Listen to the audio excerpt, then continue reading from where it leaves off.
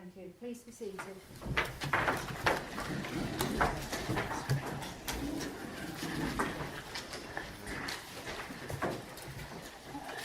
Full house. Before we start, I need to remind you of the usual housekeeping messages. There are no fire alarm tests planned for this evening, so if the alarm sounds, please leave the chamber by the nearest door. Then follow the illuminated fire exit signs and assemble in the car park at the rear of the building.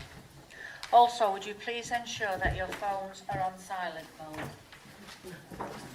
And that includes me, unfortunately. Thank you. The first item on the agenda is apologies for absence. Apologies for absence have so far been received from Councillors Balmain and Bridge. Councillor Albright.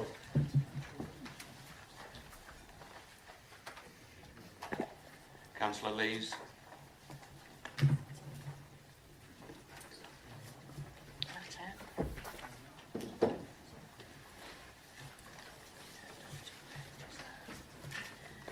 Are there any other apologies? No. The next item on the agenda is confirmation of the minutes. Can I please have a proposal that the minutes of the council meeting held on the 18th of October 2018 be approved as a correct record? Propose those minutes, Madam Mayor. Is there a seconder for that proposal? Happy to second them, Madam Mayor. Does anyone want to comment on the factual accuracy of the minutes or propose an amendment? No. Would those members present at the meeting on the 18th of October who are in favour of confirming the minutes as a correct record, please indicate.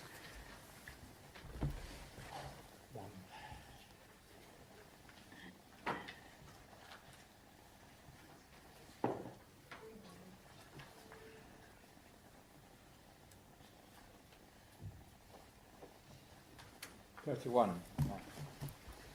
Those against?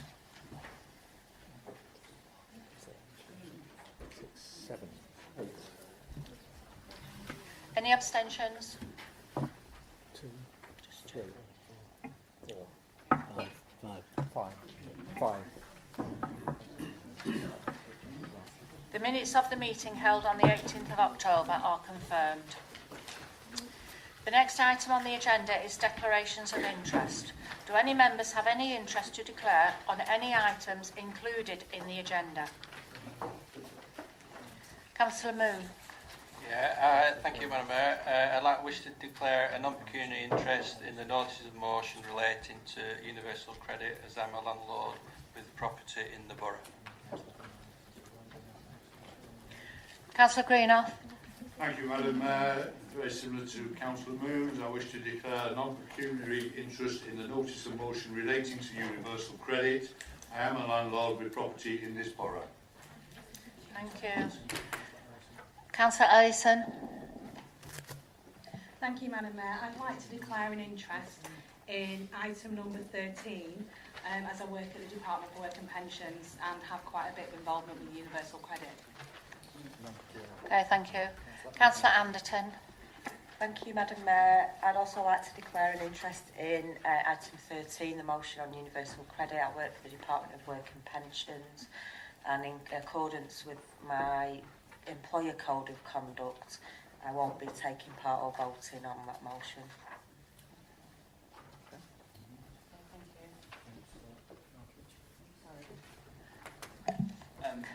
Exactly the same, universal credit number 13. I've got property in the borough, so I want to declare an interest. I'm sorry, but is it not a point of order? If you're a landlord, obviously it is a pecuniary interest because it's a financial interest. No, it's not a pecuniary interest because you're making an assumption that those tenants are claiming universal credit where they may not be. So it's a non-pecuniary interest. So, with due respect, you wouldn't be declaring an interest if you weren't getting housing benefits or it's universal credit, so it's still a pecuniary interest, is it not? No. Financial I'm interest. sure you've had... were you at the training before? I definitely was. Right. Well, as you'll be aware, you don't automatically transfer to universal credit. It's only if there's a change of circumstance that you then move to universal credit. So if you've got an existing tenant who has no change in circumstance, then my understanding is you don't move to universal credit. So therefore, you're unaffected. So, no, so you've not got a pecuniary interest. And we did seek legal advice on this as well. And the advice from the legal team was it's a non-pecuniary interest. Okay. Any more declarations of interest? No. The next item is announcements. Firstly, I would like to announce that the Mayor's Charity Ball will take place at the North Euston Hotel on Friday the 8th of March 2019. Tickets will be on sale soon from Andrea Mullin. Since the last full council meeting, I would like to thank all who attended our Prosecco afternoon tea, which everyone enjoyed very much, and particularly thanks to the Deputy Mayoress Jenny for all her hard work on that day. Also, my thanks to County Councillor John Shedwick for all his sterling work organising the Northern Festival of Remembrance, a wonderful evening enjoyed by all. Also, a reminder that as this is the last full council meeting before Christmas, all councillors and aldermen are invited to join me for a festive drink and a mince pie in the members' lounge when we finish. I understand that the Leisure, Health and Community Engagement Portfolio holder wishes to make an announcement. Councillor Bowen, would you please do so now? Thank you, Madam Mayor. It gives me great pleasure to announce that Fleetwood Market was the winner of the Retail Experience category at the recent Lancashire Tourism Awards, and I'd like to present this trophy and this certificate.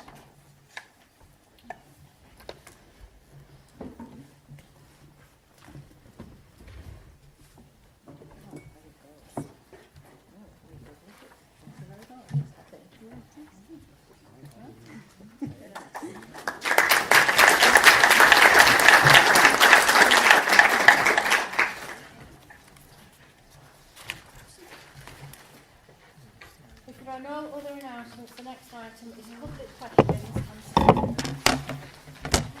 However, no such questions or statements have been submitted. The next item is questions on notice from councillors. Again, no such questions have been submitted, so we will move on to executive reports. First, the report of the Leader of the Council. Councillor Henderson, would you please introduce your report? Thank you, Madam Mayor. There are only a couple of items that I wish to update members on. 2.5, you will see there that I have said that I'll give you a verbal update on the outcome of the meeting from Lancashire County Council, Blackpool, Blackburn and Burnley to meet Jake Berry regarding combined authorities. It's a very simple one. Mark Townsend, the leader from Burnley, Simon Blackburn, the leader from Blackpool, and Jeff Driver, the LCC leader, went along to meet Jake Berry. They are looking, they being the government, are looking at a new framework to be issued regarding combined authorities. The line is still the same from some of us in Lancashire, that we are not completely in favour of a combined authority in the form that is being proposed by some of the other leaders. It may frustrate them, but the thing is that it's one of those, if it is not going to be of benefit to us, why should we bother joining? However, what I have been doing is I have been attending the Lancashire leaders meetings, and we are doing collaborative work and looking at other spheres, other ways to promote Lancashire without having to join a combined authority. That literally is that on that one, Madam Mayor, as usual, just waiting for people to come back. 3.3, Madam Mayor, quite right about the homecoming event. I actually wanted to say a thank you to Chris Wyatt, who hasn't been mentioned, our Events Development Officer. it's Chris who actually started the ball rolling on these. It was his idea, a great idea, so I should just like to say thank you to him. Thank you, Madam Mayor. That's the report. I'll take any questions. Thank you, Councillor Henderson. Councillor Ruth Duffy. Thank you, Madam Mayor. Councillor Henderson, 3.5 of your report discusses the positive relationship between elected members and staff here at Wyre Borough. I presume that also includes the Chief Executive, who I am delighted to say now agrees with us, the opposition members, as he has finally gone on record and stated that our pursuit for accurate minutes was justified, as he was quoted in the Gazette recently admitting the need for extensive minutes. The introduction of audible minutes after immense pressure from opposition members suggests that you agree with the Chief Executive in that there was a definite need for a more truthful recording of minutes, and it is refreshing to see people who are willing to admit that they were previously wrong. Therefore, can you explain why you accepted and voted for inaccurate minutes time and time again, meeting after meeting, even though you knew they were not up to an acceptable standard? Thank you, Madam Mayor. Which minutes? All of them. Past 2 years. All of them. So you've got no specified minutes? No. No, well then there's no answer to that question, is there? Pointless answering that question because you've not got a specific. I'll give you a specific. My first role as leader of this council was to introduce audio minutes because quite simply, previously, it had always been the arguing routine, are the minutes correct or not? That's why I introduced audio meetings. That's what I've just said, Councillor Henderson. You've asked the question. That's what I've just said. Audio Yes, minutes was but you're introduced because of our pressure. It not was because you not. suddenly decided, oh, I'm going to be nice. Councillors, it's not a debate. No, it's not. No, it's not a debate at council. Sorry. It's asking questions and receiving replies. Thank you. No, and the proposals are presented to the councillors, wrong with cabinet members. That's what it's for. Councillor Shewan, we're in the middle of a reply to a question here. Thank you. Councillor Henderson, do you want to continue? Thank you, Madam Mayor. As I said, I introduced audio minutes at the January meeting because I had sat there year after year listening to the arguments going on about the minutes. And that was taking up far too much time at the beginning of each council meeting. And therefore, to try to bring the council meetings along a little bit quicker, audio recordings were to be made. So therefore, can you confirm the minutes are correct at the beginning of every meeting? Yes, you can, because they are recorded. Thank you, Madam Mayor. Didn't answer my question. Thank you. Councillor Beavers. Thank you, Madam Mayor. Sorry. Right. Councillor Henderson, on the 22nd of October, when you had your meeting with the Lancashire leaders and the Chief Exec, while you were doing your collaborative work, did Councillor Geoffrey Driver or the Chief Exec, Angie Ridgewell, inform you and the other leaders of the cuts they've decided to inflict on the people of Lancashire? Did they explain that they are going to turn the street lights out in residential areas from midnight till 5 a.m? That they are proposing to destroy our welfare rights services by removing £670,000 from the budget? That they are no longer going to fund the wellbeing service, making sure that the people of Wyre who suffer from mental health problems have nowhere to go but down? That they are removing all the funding from the Home Improvement Service grants, which will do irreparable damage to our fantastic care and repair service, or even that they have decided to introduce parking meters to the high streets of Poulton-le-Fylde and Cleveland. That piece of vandalism is going to help our already struggling high streets massively. All this will have a massive detrimental impact on the people of Wyre. So, Councillor Henderson, I ask you as the leader of this council Will you try and stop these moves by your Conservative friends at County Hall, who I believe are trying to remove the cost of these vital services and place them firmly on your shoulders? Could I suggest that you firstly have a word with your Deputy Leader, Councillor Alan Vincent, Councillor Turner, Councillor Cartwright and Councillor Kay, the enforcers of these terrible cuts? Sorry?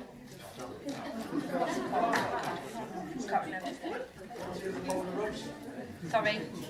Cartridge. Well, is that effectual?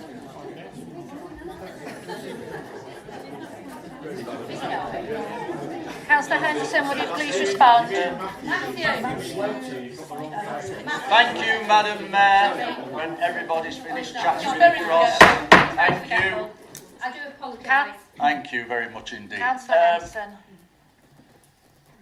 If there is anything that affects Wyre Council, Lancashire Leaders Meeting, that I don't think is correct, Wyre Council, that I don't think is correct, I will defend Wyre Council.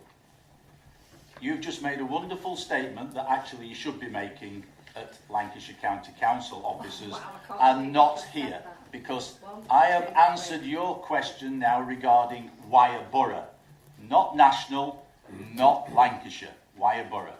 I will fight Wyre Borough's corner when necessary. Thank you. You haven't answered the question. Councillor Gibson. No, you haven't. Thank you, Madam Mayor. Without doubt, Bolton's non-executive Conservative councillors are not fairly represented on the main committees of this council. On the planning committee, there is only one Bolton Conservative councillor, and so out of a Conservative allocation of 11, one represents only 9%. Rural East West has 5 Conservative members, or 45% of the allocation, and similarly, Thornton Clevedley's has 5, obviously again 45% of the allocation. On licensing, a massive issue in Bolton, the Bolton Conservative representation is again only 1 or 9%. Rural East West have 6 or 55% of the Conservative allocation, and Thornton Clevedley's has 4 or 36% of the allocation.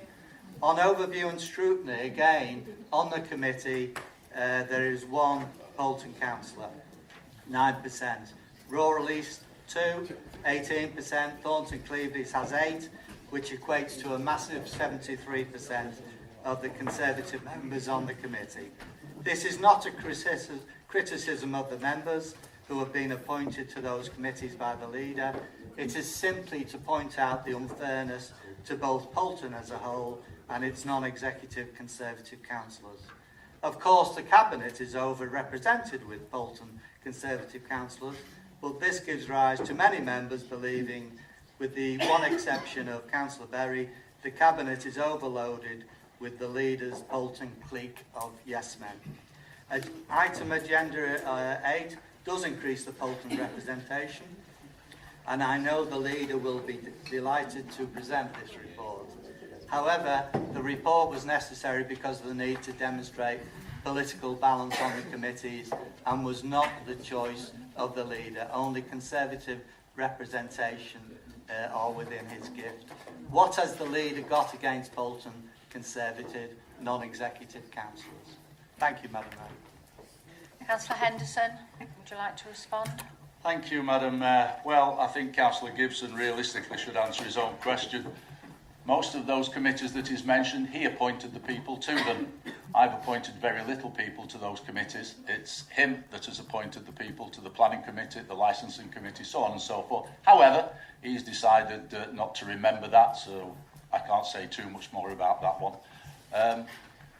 As for looking at political representation, I'm sure that when we get along to the appointments to committees, and there are certain members that need to go for training before they can sit on planning or licensing, one of the first things that they are told is those 2 quasi-judicial committees are non-political. There may be a political makeup on them, but when they sit there together, they make independent decisions and they are all like-minded.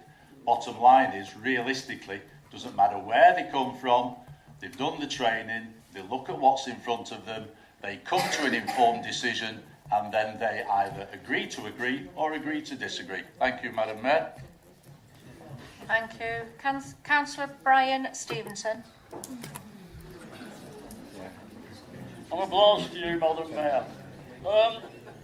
Councillor Henderson, you no doubt remember that wonderful night, a wonderful evening of the Fleetwood switch-on lights when you attended. And you may remember that I spoke to you and you said to me, I'm having a little problem hearing. And I said, well, I was very sympathetic to you. And I said, well, you ought to do something about it. And no doubt you did. I just wondered if that problem you had has affected your memory. You know, because you haven't mentioned anything about it in your report. I know it's mentioned later on what a wonderful evening it was in Fleetwood. How the town was so proud to show what it has, its metal, the number of people who turned up there, people full of confidence and proudness of their town, and they all had a jolly good night. And you haven't mentioned it.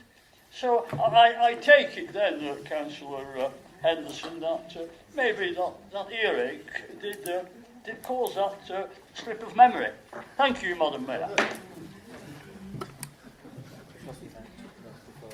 Councillor Henderson. Thank you, Madam Mayor. Yeah, still deaf in the left ear, Brian. Have been for years and years. It's due to standing next to a printing press. It's not selective, as some people may think it is. It is genuine. On that evening, of course, I was invited along as a guest, which I went along to as a guest. Thoroughly enjoyed myself, told everybody what a wonderful evening it was. Did I go in an official capacity? No. I went along as a guest, and I thought that it was a wonderful evening. Very well organised, very well turned out, super. And I can't wait till next year. And then I'll write a full page about it, but you won't be here to listen to it though, will you?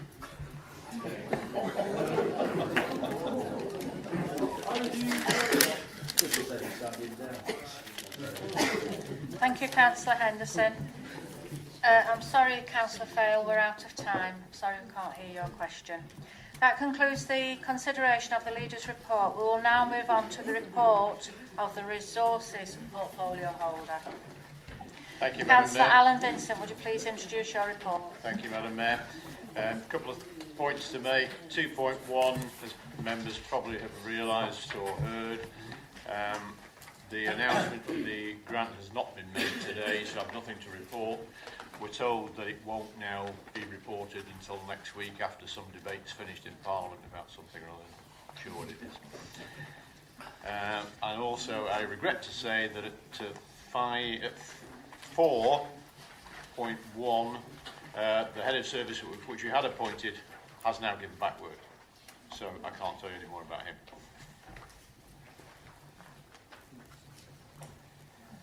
Thank you, Councillor Vincent. Are there any questions or comments for Councillor Vincent? Oh, sorry. Yeah. Councillor Mackay.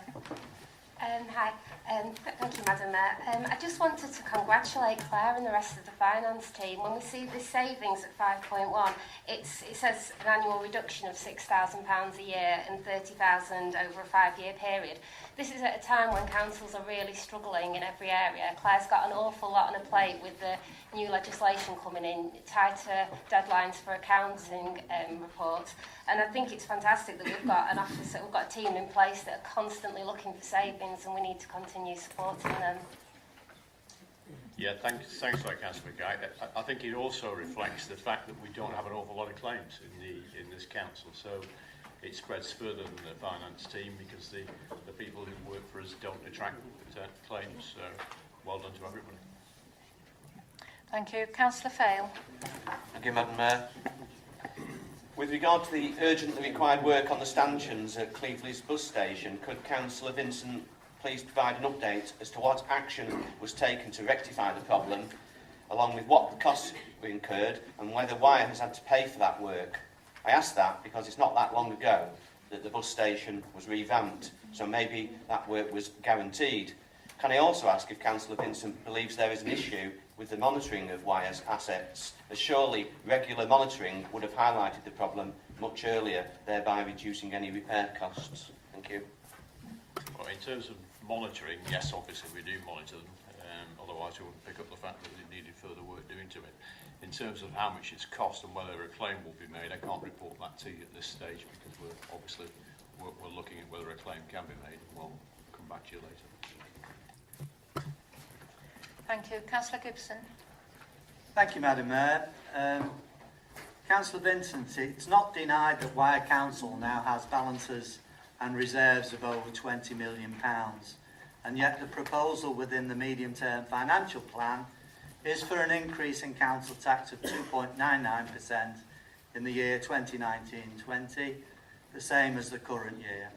There is even suggestion in the FP of a flat £10 increase in Band D, which is the equivalent of an increase over 5%.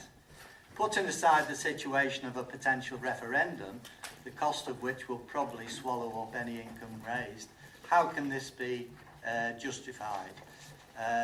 This was the policy pursued by the Police and Crime Commissioner, build up reserves and balances whilst imposing council tax increases on residents. I and I'm sure many other members will see this as rank hypocrisy, that Wyre Council is now following the policy of the Police and Crime Commissioner when once Wyre Conservatives condemned the said policy. I can sense the Labour and Independent leaflets for next May being written already, so I feel sorry for Conservative members having to justify this hypocritical policy to the residents. And I appreciate if you follow your leader. Of course, it's all my fault, even though over 5 years I froze the council tax. That's enough. Really. In terms of the capitals in Lancashire, the districts in Lancashire, we would have a reserve that's about the middle of the road. So we don't have reserves which are significantly higher than any other district council, and some of them are lower than ours. We maintain what we regard to be prudent levels. Point of order. The leader has just said he'll only answer questions about Wyre Council, not other councils in Lancashire, including LCC. So how can he go on about other councils? It's not a point of order, and it's a nonsensical point. Can you continue, Councillor? It's a nonsensical point. I'll just read you something because I think this says it all. When you talk about hypocrisy, Councillor Gibson, this is a piece from your budget speech of 2016-17 in this chamber. You said, "We haven't sat back on our laurels and waited for the funds to run out. We have actively reduced our running costs to ensure that the money in our reserves and balances will last us even longer." Hypocrisy? I think you're a star. The only thing that's changed, the only thing that has changed since you made that statement is your job description. Councillor Emma Anderton. Thank you, Madam Mayor. Councillor Gibbs, sorry, I beg your pardon, Councillor Vincent. Sorry, I am tired tonight. I'd like to ask you a question about the licensing department, if I may, and I wonder if you've become aware of any problems within that area. I've had sort of informal complaints from taxi drivers who've told me that the process to register a new cab and get it on the road used to take 1 day and is now taking over a week, resulting in local drivers having to give back word on lucrative airport run bookings at considerable financial loss. And are you also aware of problems with the plate machine, where again some drivers have been told that the reliability of this machine is hit and miss, again causing delays to either renewal or acceptance of new licence applications, again causing financial distress? The short answer is no, I'm not aware of there being any problems. No one's certainly reported that to me, and I haven't had any complaints made to me direct, but it probably wouldn't come to me anyway, I wouldn't have thought, Emma.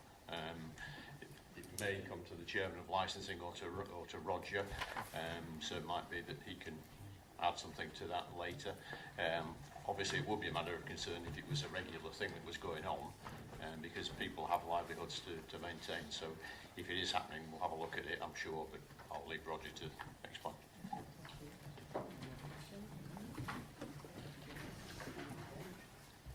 That concludes the consideration of the Resources Portfolio Holders Report.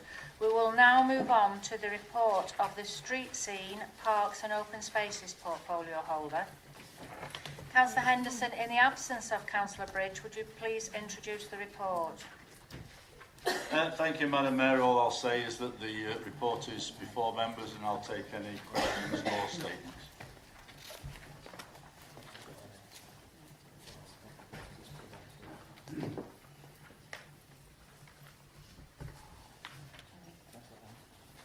Councillor Orme. Thank you, Madam Mayor. It's in relation to 4.1. I'm quite interested in the environmental enforcement pilot scheme that's been underway now for about a month, and wondered whether we'd had any enforcement penalty notices issued, and also in which areas of the borough they've been issued. Thank you. I've because I was involved in this when I was the portfolio holder, I've actually kept an eye on it since as well. I can tell you that the enforcement officers as such are out and about all over the borough. They're not going to one part, another part. They're not hitting a specific area as such. They are making sure that they cover the whole of the borough, which actually releases our enforcement officers then to go and get on with other jobs such as fly tipping, dare I say. I do know that there has been, I think, about 500 fixed penalty notices that have been given out, and I certainly know that they're not all for cigarette ends as well. They have been given out for dog fouling, general littering.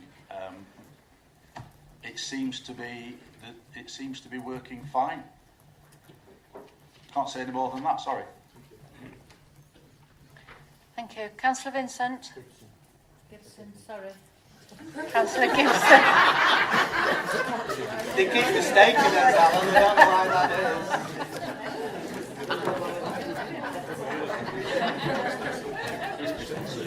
is. I did have 3 questions, but I think I'll cut it down now because obviously Councillor Bridge isn't here. And one of the questions would have been about how he never answers the question anyway. He has to go to officers. So I follow on from Councillor Orme, 4.1. The Street Scene initiative introduced in October with the clampdown on the drop-in of cigarettes, not cleaning up dog mess, etc., was supposedly a cost-neutral initiative. So please inform members, you've mentioned this, how many fixed penalty notices have been issued, but also how much income has been generated. And to demonstrate the cost-neutral situation, what has been the cost of the extra district enforcement officers? My understanding of it is cost-neutral. It doesn't cost Wyre Borough Council any money at all. It is for a 12-month period only. The amount that has been brought in the fixed penalty notices, no, I don't have that on my fingertips. And I will have to ask an officer to give a written reply to that one.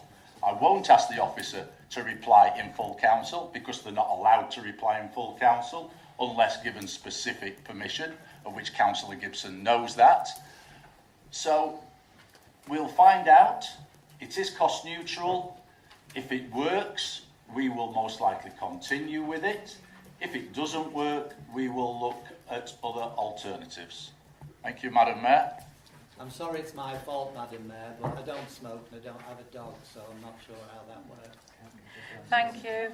Councillor Brian Stevenson. Last year, Madam Mayor, as always, Councillor Gibson. A Freudian slip again. Councillor Henderson. Is it pantomime season, Madam Mayor? Well, the pantomime will be later when we discuss universal credit. That's a pantomime. But, nevertheless, let me ask you a question. Number 3.3, the temporary closing of Johnson Road. Do you envisage an increase in fly tipping? Considering it's going to be shut for 6 weeks, have you got your street scene team on its toes? Are they ready there to deal with it? And what are the plans in place? You know, it isn't just sufficient to say that Lancashire County Council will be advising people, you know. What have you got to say about it, and how will our street scene team deal with it? Thank you. Thank you, Madam Mayor. It is an LCC job. It has to be closed because there are, as it says in the report, repairs and resurfacing work. They have to be done. I'm sure that LCC will possibly direct people to other waste disposal sites that they may be able to use, such as Blackpool. Thank you, Lorraine, for nodding on that one. And I'm sure that our street scene team will be up to any job. Fly tipping, who knows? Do you envisage an increase in it? I asked you that. And You certainly did, and I could not answer that in all honesty. Thank you. Councillor Kay. Mine is different, Councillor Henderson. I would like to thank Sandra Byrne, who is our street scene cleaner green project officer, along with Rob Swales, so we could get our thanks out to them for the excellent work that they're doing, especially in Thornton and Cleveleys, where they went out in Cleveleys with the children, stamping out, dropping your cigarette dips within the community. They've done some excellent work and reported through Lancashire and Wyre to make it a safer place. So please can you give my kind regards and thank them. They're an asset to Wyre. Thank you. I'll pass that on, Madam Mayor. Thank you. That concludes the consideration of the report of the Street Scene, Parks and Open Spaces portfolio holder.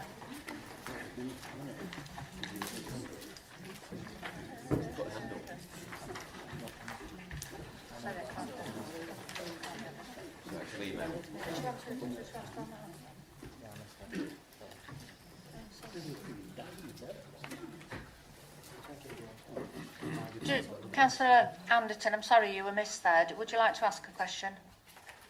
Thank you, Madam Mayor. It was just an addition to 4.1, if I may. I was also interested on any feedback on the payment of the fines issued, and I wonder if you could get a breakdown by ward of, you know, the offences, if possible, please. Thank you. Yeah, will do. Thank you.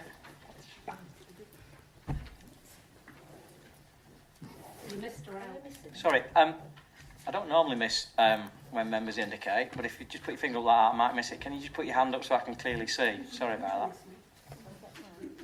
that. We do have time because we've not used the 10 minutes up yet, so... Councillor Turner. Really? Right, this is just a statement of thanks. I went to King George's Field during tree planting week, and for want of a better title, a tree man, Ryan Arrell, was doing a fantastic job. But I really, besides thanking him for the work he was doing planting all these trees, there were a lot of volunteers there, and particularly I was impressed with a lot of the ladies from Garstang that were digging really enthusiastically. And I think, you know, the volunteers should be thanked especially because we have to treasure volunteers. Some organisations run solely on volunteers, and I think, you know, we need to cherish them. We're working so hard with no pay, doing a great job. Thank you, Councillor Turner. I'll pass that on to the Parks teams. Now we're done. Yes, I do believe so.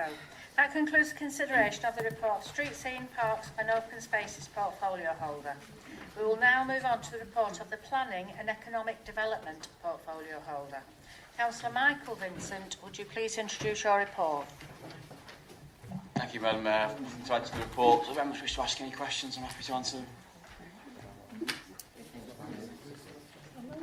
Thank you. Councillor Ballard. Yes, portfolio holder, Councillor Vincent. I understand from your portfolio holder's report that the Wyre Business Awards have now taken place. Could you please inform the councillors whether the awards were a success? Yes, thank you, Madam Mayor. Yeah, they were a great success, Councillor Ballard. Myself, the leader, attended along with some officers. It was a really good night. The Chief Executive did okay at hosting it. He actually even landed a joke, which was very unusual. It was a good night. Angela Kershaw and her team put a lot of effort into it over a number of months. It gets bigger and better every year. It was a real success. From the looks of things, and quite a few of the award recipients at the end of the event, the bar took quite a lot of money as well. It was very well run, very well marketed, very well put on, and Angela and her team deserve a lot of credit. Thank you, Councillor Vincent. Thank you. Councillor Gibson. Yeah, thanks, Madam Mayor. It's also on the Business Awards. I know Councillor Murphy always enjoyed the night, as did I, and he did an absolutely fantastic job. I would also like to record thanks for Councillor Barry Birch, who originally suggested the idea of Business Awards event, and I hope it does go on for many years. Thank you. Thank you. Councillor Shewan. Yes. I was just wondering if, well, it's, sorry, it's,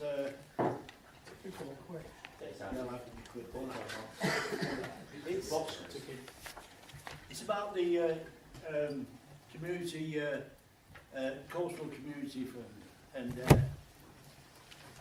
the town council councillors are proposing or trying to get funds for to have wheelchairs on the beach wheelchairs, you know, that are obviously electrically driven, take people who have mobility problems down onto the beach to have a beach experience.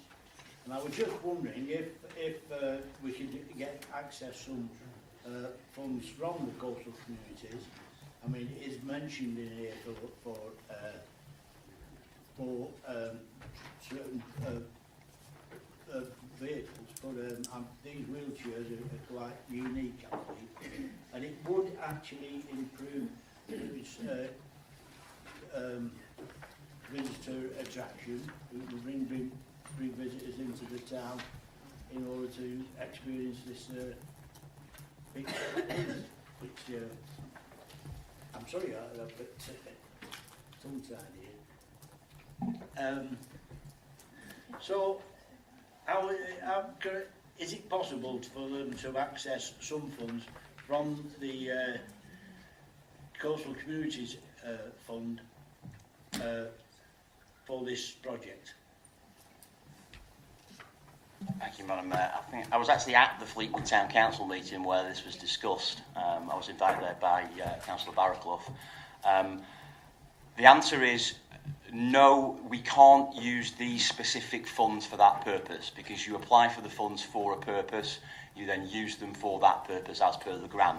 However, it's a good idea, it's a good scheme, it's one that as a council we would be happy to support the Fleetwood Town Council in making such an application. But the way for them to do that will be for them to approach our officers, who will help them make a bid, obviously using our experience, for them to put the best bid in properly for that money themselves, to have access to different resources.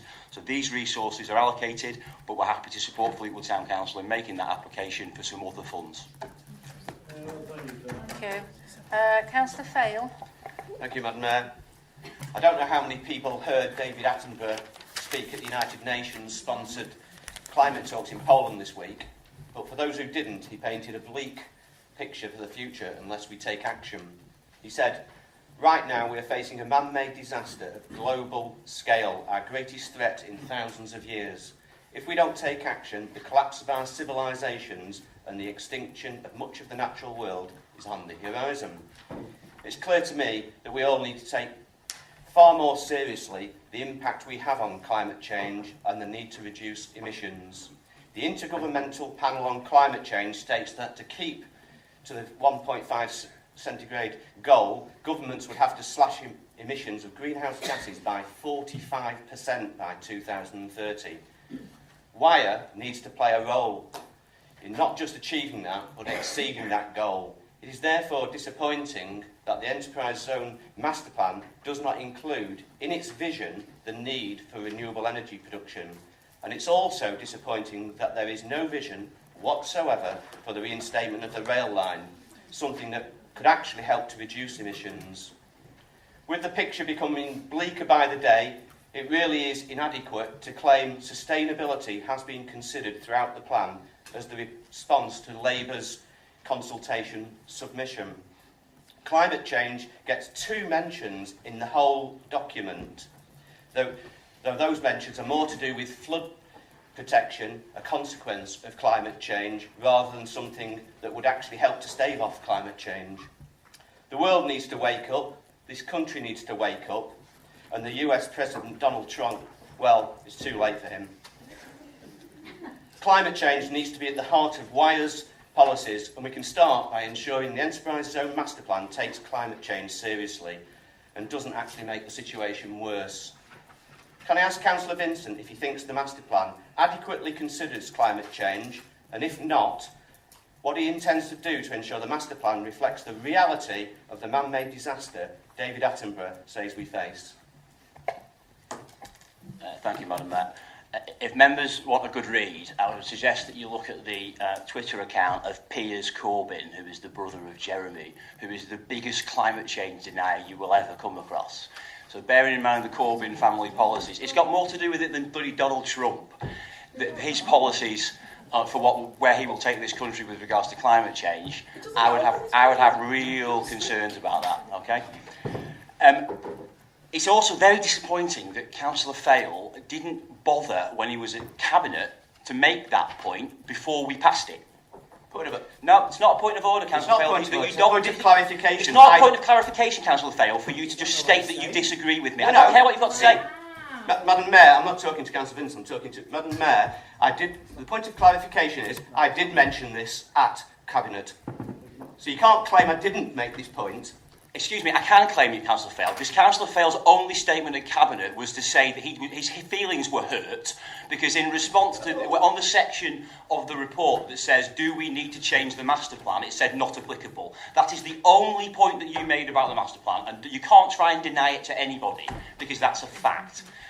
Coming on to the actual question, Madam Mayor, this is a business plan and a master plan that works in reality for what Wyre can deliver for Wyre.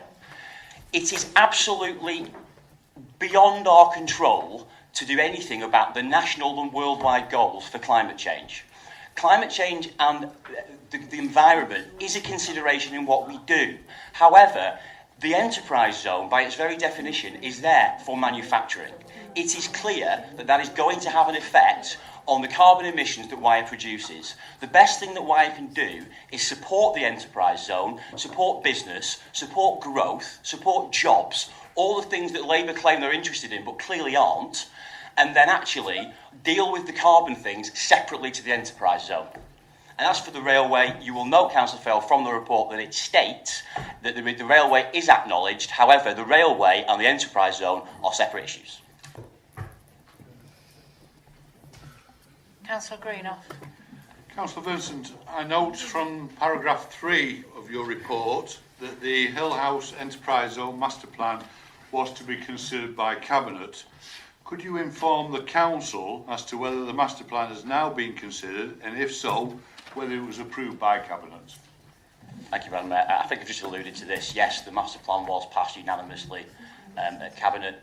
It's a good document. It sets out Wyre's vision for the zone. Obviously, we don't own the land. We aren't the developer. We can't enact any of those developments. It sets out our vision, and now we go out there to the market and try and deliver on that vision. Thank you. Councillor Ingham. Thank you, Madam Mayor. Councillor Vincent, as the Planning Enforcement Officer has now been in the post for a number of months, could you please could the portfolio holder provide the Council with an update on its progress? Yes, thank you, Madam Mayor. As members are aware, a new enforcement officer was appointed in the summer. It was only appropriate that we give him a little bit of time to bed in and get used to the role and get the relevant training needed for Wyre. In November, there were 30 new allegations of breaches of planning issues and consent and whatnot, and 30 cases were culled. That's just a coincidence, not the same 30. There is still a bit of a backlog. However, the serious issues as we see them are being prioritised. There are a total of 7 that we are prioritising as we speak. In some cases, formal enforcement notices have now been served, as the people who are in breach haven't taken us too seriously with regards to what we have asked them to do. It's only correct that we take an approach of trying to work with those people in breach, trying to encourage them to work with us to remedy the breaches without the need for formal action, but where formal action is required, we will and are taking it. Councillor Beavers. Thank you, Madam Mayor. Councillor Vincent.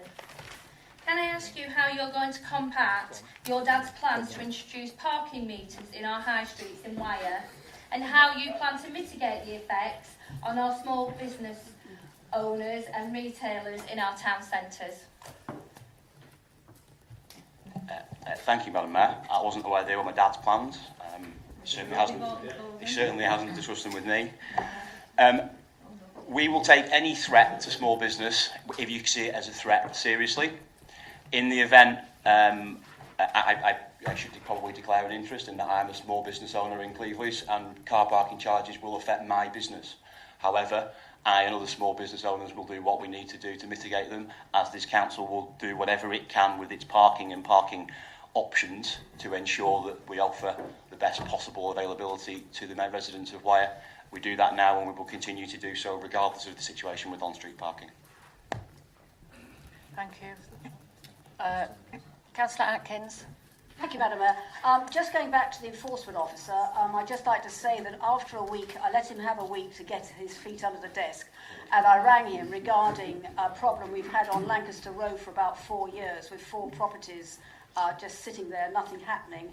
And I'm very glad to say that work is now progressing, so he's obviously had an effect. So if you pass on my thanks, absolutely marvellous. Thank you. That concludes the consideration of the Planning and Economic Development Portfolio Holders Report. We will now move on to the report of the Neighbourhood Services and Community Safety Portfolio Holder. Councillor Berry, would you please introduce your report? Thank you, Madam Mayor. Before introducing my report, I'd just like to mention that the Flood Forum will be held next week, next Thursday, here at the Civic, commencing at 1 p.m. If a councillor can't attend but has a flood type issue in their ward and wants it raising at the forum, could you please communicate beforehand to either myself or to Carl Green, Head of Engineering Services. I'd also mention that I will respond to the point raised by Councillor Emma Anderton about the taxing. I'll have to come back to her on that point.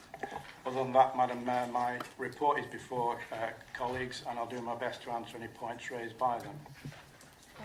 Thank you, Councillor Berry. Councillor Fail. Thank you, Madam Mayor. There were increases in crime across the board in Wyre last year, as reported in the 2017-18 Authorities Monitoring Report. Violence against the person, up 31%. Sexual offences, up 34%. Robbery, up 14%. And vehicle offences, a massive increase of 77%. The AMR presented to Cabinet last week provided no commentary as to why we've had these increases. And I know the 84 million budget cuts and the loss of 800 police officers in Lancashire since 2010 are probably in our imagination. But I'm just wondering, is there a chance that these huge increases in crime are predominantly down to a reason other than funding cuts and the resulting loss of police officers in Lancashire? Or if perhaps those cuts to funding are not actually imaginary, and that the cuts and resulting loss of 800 police officers and 350 other staff are now having an adverse effect? I think to some extent I've already answered this question, but that's been raised at other meetings of this council. I think it's important to stress the point that I've made in the report, that 93% of residents in Wyre consider that their local area to be safe. I have mentioned in the past about the reporting figures, and the matter of fact is that there was a report from HM Inspector of Police which indicated that they felt that Lancashire Constabulary were under-reporting certain offences, and that they had to look into that question of under-reporting. As a result of that, further number of offences have increased. What the constabulary have explained is that certain incidents, which they treated as incidents and were dealt with on the spot, were not entered as a crime figure. That when a person reported a crime, it was mentioned as one crime, but if it came out in the conversations with that victim that there had been other offences in the past, then all those previous offences had to be noted down. And as a result of all this, we've had a substantial increase in the crime figures. I put at certain meetings with high police officers, really, what are the true figures? And they feel that the true figures are really nearer 10% of the increase. The rest are attributable to this new regime that the constabulary has to comply with. As regards funding, well, look, in the last few weeks there's been various theories about what is causing various crimes to be committed. People have come forward with various theories. I've mentioned what I said was about the Police and Crime Commissioner. He gets the funds from central government. It's up to him to see how he applies those funds. He has been able to invest in a new Western Division police centre for the cost of £26 million, and he's been able to appoint a deputy at £25,000 a year. So he has not exactly been strapped for cash. He has been able to use funds when he wanted to, and it's his decision how he uses those funds. All we can say is that he has not realised certain property assets, which I feel that he should have been doing by now, which this council, incidental, has done. We've looked at our property and made adjustments to it and made sales off where necessary, so that we do have funds to release. So there are things, we don't know at the moment what the settlement figure will be for this year. We're hoping that it will be increased. Savage Javid, the Home Secretary, has said that he's made every effort to go to Cabinet and get an increase in funding. So we'll have to wait and see how that will pan out. But as far as I'm concerned, the local police are doing a very good job in our area. They communicate regularly with us, and we in turn are doing our best to work with them to reduce crime levels and the incidence of crime by putting in various initiatives within the borough. Thank you. Councillor Beavers. Thank you, Madam Mayor. Councillor Berry. One of the proposed cuts to LCC budget is to turn the street lights off on residential streets from 12 midnight till 5 a.m. This is absolutely madness. We have already lost 800 police officers from our streets because of Conservative cuts being imposed on Lancashire since 2010. Now your mates at County Hall have decided that we should turn the lights out. This is criminal. I believe that this will be an open invitation for every thief, burglar and mugger to come out and play. As the portfolio holder with the responsibility for community safety, how do you propose to represent the residents of Wyre and stop your friends at County Hall from implementing these mad cuts to our communities? May I suggest that you have a word with the Wyre Deputy Leader, Councillor Alan Vincent, Councillor Turner and Councillor Kay. Thank you. No, I'm leaving him out of it. Don't like him anymore. Don't like him anymore. Look, I think we've got to be realistic about this. We've got to appreciate that the county, in drawing up its budget, has to look at every spend issue. And it's right that they look at street lighting. And quite frankly, whilst we may have various views on it, I don't think it deters would-be criminals and villains, to be quite honest. In fact, possibly some of them like it a bit darker than lighter, to be quite honest. That's the point. No, I'm answering your question. Do I think this is going to have an effect on crime? I don't think it will have any substantial effect on it. Councillor Collins, then. Thank you, Madam Mayor. This is a thank you to Councillor Berry for inviting me to the rural crime seminar at Lancaster House. It was very informative because obviously I live rural, so rural crime is important to me. We do suffer from fly tipping. But what I didn't realise was that the theft of large farm tractors and things are up above £80,000–90,000 are actually being used to sent abroad and actually used to pay for drugs. So this affects the whole of the borough because we know drugs affect everybody. And I would like to thank him for that because it was a full day from 9 o'clock in the morning to 4:30 in the afternoon, but I learned a great deal, and will you please keep me informed and thank all the police officers that did give a very informative presentation on the day. It was magnificent. Thank you. Yeah, it was a great conference, to be quite honest, and it did illustrate the fact that organised crime is heavily involved in this high-value rural crime, and it brings home the connection between rural crime, drugs being brought into this country, and how it affects the urban scene. So we're all affected by crime in the rural areas, and I think that message has got to be brought home because some people don't want to know what goes on in the countryside, and it's important that we do. I think it came across that the constabulary has a good leadership team involved in rural crime. Below that, we've got some very enthusiastic PCs and PCSOs. It was amazing to hear what they knew. They knew the area, they knew what to look for on farm equipment, etc., which is a learning curve in itself. And it also brought home, I feel, the importance of local knowledge, local cooperation, and communications between the local community and themselves and the local police force to give items of information which could be put together to fit a crime up as certain people being responsible for it. And I think it also brought home the point that how important it is that people mark the farm equipment.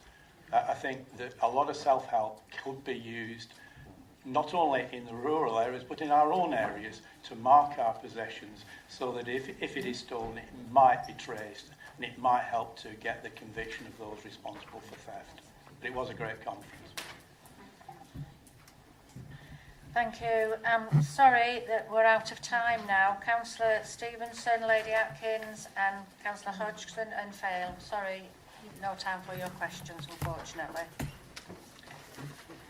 That concludes the consideration of the Neighbourhood Services and Community Safety Portfolio Holders Report. The next report is from the Leisure, Health and Community Engagement Portfolio Holder. Councillor Bowen, would you please introduce your report? Thank you, Madam Mayor. It gives me pleasure to present my report, and I'll be happy to answer any questions. Thank you. Councillor Beavers. Thank you, Madam Mayor. Councillor Bowen, as the portfolio holder for Health and Communities and Leisure, you may not be aware, but our very own Councillor Turner is the Cabinet Member at Lancashire County Council. His responsibility is the health and well-being of the people of Lancashire. Under his watch, and part of his cuts being imposed on the people of Lancashire, is the removal of the Lancashire Wellbeing Service, the removal of the Home Improvement Services, and the destruction of the Welfare Rights Services. All of these acts of vandalism towards the residents of Lancashire and Wyre are cruel and unjust. They attack the very people who cannot fight for themselves. but to take away the Welfare Rights Service when universal credit is going live in Wyre right now is the vilest of them all. Every cut that Councillor Turner has made in his assault on the very fabric of the health and wellbeing services in Lancashire has, in its risk analysis, and I quote, inequality in how long people live and poor health will increase, especially for those from more deprived communities. How does he sleep at night? We, as a council, have already invested into the Citizens Advice Hub at Fleetwood Market to try and mitigate the terrible impacts of universal credit that we know are on their way. We are all aware of the unjust and Victorian principles of universal credit, but for one of our own to be the orchestrator of the removal of welfare rights services from the residents of Wyre is an act of violence against this council never seen before. I ask that you defend the people of Wyre and ask your Conservative colleague, Councillor Turner, to withdraw this vile proposal so we can help the residents of Wyre negotiating the minefield that is universal credit. Thank you. Councillor Bowen. Yes, well, I can't actually say about how Councillor Turner sleeps or anything like that about his personal life, but what I would like to say is we are consulting with the County Council about this, and we are disappointed, obviously, at some of the funding that's been reduced. So anything that we can do to try and attract this funding back again, we will be doing. Councillor Matthew Vincent. Thank you, Madam Mayor. Just a point, really, Councillor, on point 2 of your report regarding the food safety officers making their inspections of premises selling milkshakes. Now, my family members in the chamber will tell you I'm quite fond of a milkshake, so this was, it's encouraging to see that the food safety officers has taken such a proactive approach in sort of ensuring food safety within the borough. So if you could pass my congratulations on to the food safety officers to continue doing the good work that they're doing. Thanks for that. Yeah, it's becoming really prevalent, the allergies in food. What we've done is a lady in Wyre has actually contacted me and about her daughter who has some really bad problems with food allergies, and she's meeting up with Neil Greenwood. And what they're hoping to do is go round schools and try and get them informed so that this will be less likely to happen in the future, meeting up with other parents, teachers and the children and so forth to make awareness. Thank you. Councillor Emma Anderton. Thank you, Madam Mayor.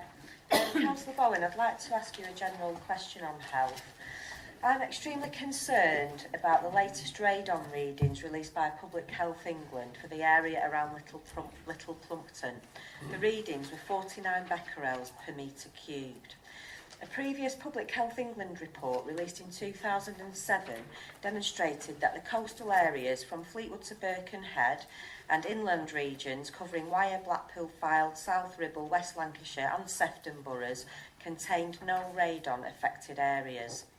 To my mind, it is no coincidence that radon levels have drastically increased locally with the advent of drilling in preparation for shale gas extraction, and goodness knows what the levels have already risen to now that fracking has actually commenced. For those of you that don't know, radon is a colourless, odourless, radioactive gas which brings an increased risk of cancer. Public Health England recommends action must be taken once levels reach 200 becquerels per metre cubed. So firstly, I'd like to ask what reassurances Do you think we can give our residents who are naturally concerned about this dangerous side effect of the fracking process? And secondly, does Wyre have any plans to obtain some base readings of the radon levels within our borough so that the situation can be effectively monitored for the benefit and health of our residents in Wyre? Thank you. Well, there's no fracking taking place in Wyre, so our residents won't be affected. But point of order, radon is a gas, and unless we have got an invisible force field around the borough, then dependent on the prevailing wind direction, the gas will come into. I'm sure there's levels set, and they can't go above those levels. And all I can say is they've got to keep within the law, or else they will be closed down. Councillor Bowen, the point was it used to be a zero Members, we're not getting into a debate, and I've read this out previously, and please can you take note. A point of order may only relate to an alleged breach of the council rules or procedures or the law. So if you ask a question or make a statement, and you get a statement or response that you don't actually like or don't agree with, that's not a point of order. That's just a response. It's not a point of order. And actually, we will put some time back on the clock, but if there is this continuing debate across the chamber, you're just eating up your time to ask questions and ask challenge. Can I make a point of order then? That the rules of this constitution state that the cabinet member should answer the question, and my two questions haven't been answered. Thank you. I'm sorry, Councillor Anderson. You were given an answer, you just didn't like the answer that you were given. My questions were not answered. It's not a point of law or a procedure.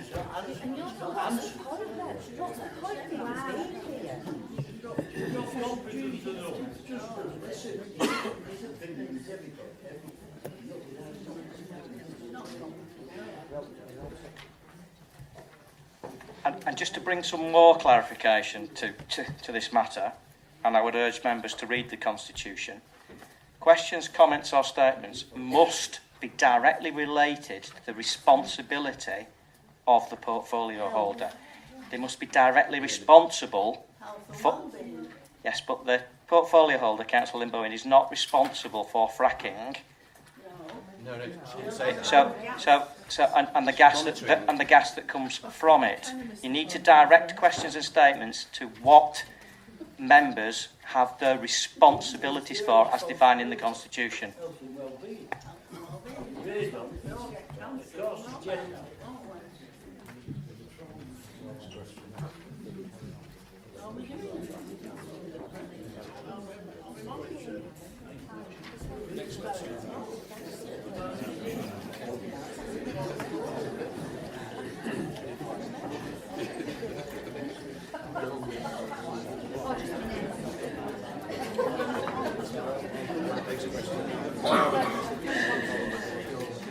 Okay, Councillor Collinson, your question, please.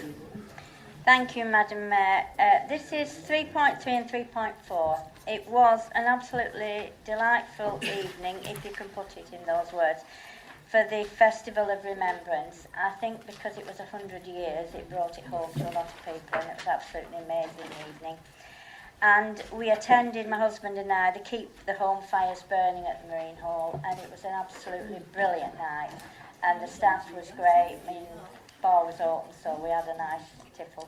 And the group, the Dream Team, I mean, it was so emotional. I think it took everybody back that 100 years. So thank you. We thank the Marine Hall for that. It was absolutely brilliant. Yeah, thanks. I'll send your thanks on to Julia Robinson at the Marine Hall. She's putting some fantastic events on now and doing really well. Councillor Kay. Thank you, Madam Mayor. Thank you. I just want to remind everybody that it's Polton Christmas light switch out, well, lighting of the crib tomorrow night. My thanks go to Wyre Council and Councillor Vincent and Councillor Bowen for supporting this event. I think these community events like the gala, like the Christmas light switch on in all of our areas, are so important for the community to get them together. I'd like to thank Councillor Barry Birch, who's a member of the voluntary group Pole Partnership, who are putting on the Christmas lights. I encourage everybody to go to it and support it. The only sad thing is we're predicted 40-mile-an-hour winds tomorrow. So I've got a husband at home almost crying because he's been planning it for 6 months. So I'm hoping it still goes ahead. But yeah, thanks to everybody involved. It's a great event. Thank you. I'll pass those thanks on. Councillor Gibson. Oh, thanks, Madam Mayor. Be very brief. Item 4.1, testing the market for a commercial partner for the Marine Hall. This sounds like a euphemism for selling the Marine Hall if a potential buyer comes along. Is that correct? No, we're looking for a partner to run the Marine Hall with us, to take it on to the next level. We've spent a lot of money at the Marine Hall, and we want a partner now to take it and make it into an entertainment hub. We've got lots and lots of bookings right up to 2020 for weddings, etc. And we intend honouring all those bookings, and all we want to do is make it into a bigger, better place that people want to come. No intentions of selling it. Well, when you say you intend to honour those bookings, yeah, that means it sounds like you're going to close it down. What I'm saying is, Excuse me, it's not a debate. We're going to honour those bookings so that, in case they think it's going to be sort of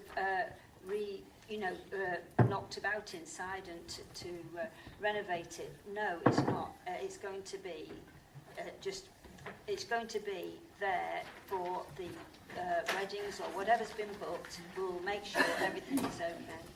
You don't have to worry about that. Thank you, We don't want the people to worry and start cancelling bookings. That's the last thing we want. Thank you, Councillor Bowen.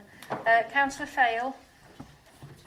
Thank you, Madam Mayor. I didn't get to say this to the leader before, so the homecoming parade on the 12th of November was a great occasion. I would like to thank everyone who helped to make the day such a fitting tribute. With Remembrance Day and the centenary of the end of World War I, it has certainly been a busy time for all concerned, especially the Mayor, who I would like to congratulate on carrying out so many duties in such a short space of time. And just finally, on the issue that Councillor Emma Anderson raised, the request was for Wyre to monitor radon levels. Fracking affects Wyre. It doesn't stop at the border. So I think the question was absolutely valid, and whether it's answered now or outside of this chamber, it does need answering, because we cannot put up with fracking on our doorstep affecting every single one of our residents. Thank you.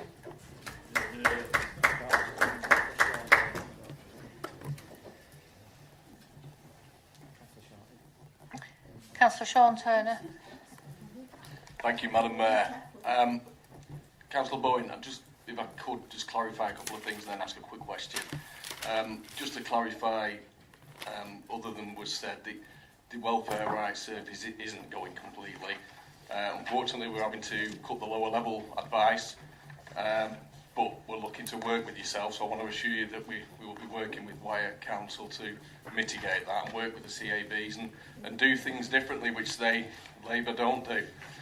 In order to sweat that pound. I'm sleeping okay as well. I want to clarify that with you. Ever since May last year, when you lot got thrown out, I've been sleeping brilliantly. And I just want to say, do you agree with me that the reason we're having to look at some of these things and turn over every stone to find the savings and work differently to sweat the money is because of the irresponsible way that Labour ran the county council? And Councillor Beavers and her dad as well, who were there at the time, and ran up a deficit of 200 million plus, and that deficit is down to 46 million. Thank you, Councillor Turner. I agree with you 100%. Thank you. Councillor Emma Anderson. Thank you, Madam Mayor. Councillor Bowen, on the theme of community engagement, I'd just like to highlight that a local primary school in Fleetwood, Fleet Primary, are going for the Christmas #1 spot. There's been a lot of media coverage on TV and local radio. it's a song that the children and teachers have written together. They've made a music video. They had a big launch. I think it was last week. And so please could I urge all members of this council to show their support and try and get this song to the Christmas #1 spot. At the bookies, the odds are actually 4-1 at the moment, which is quite amazing.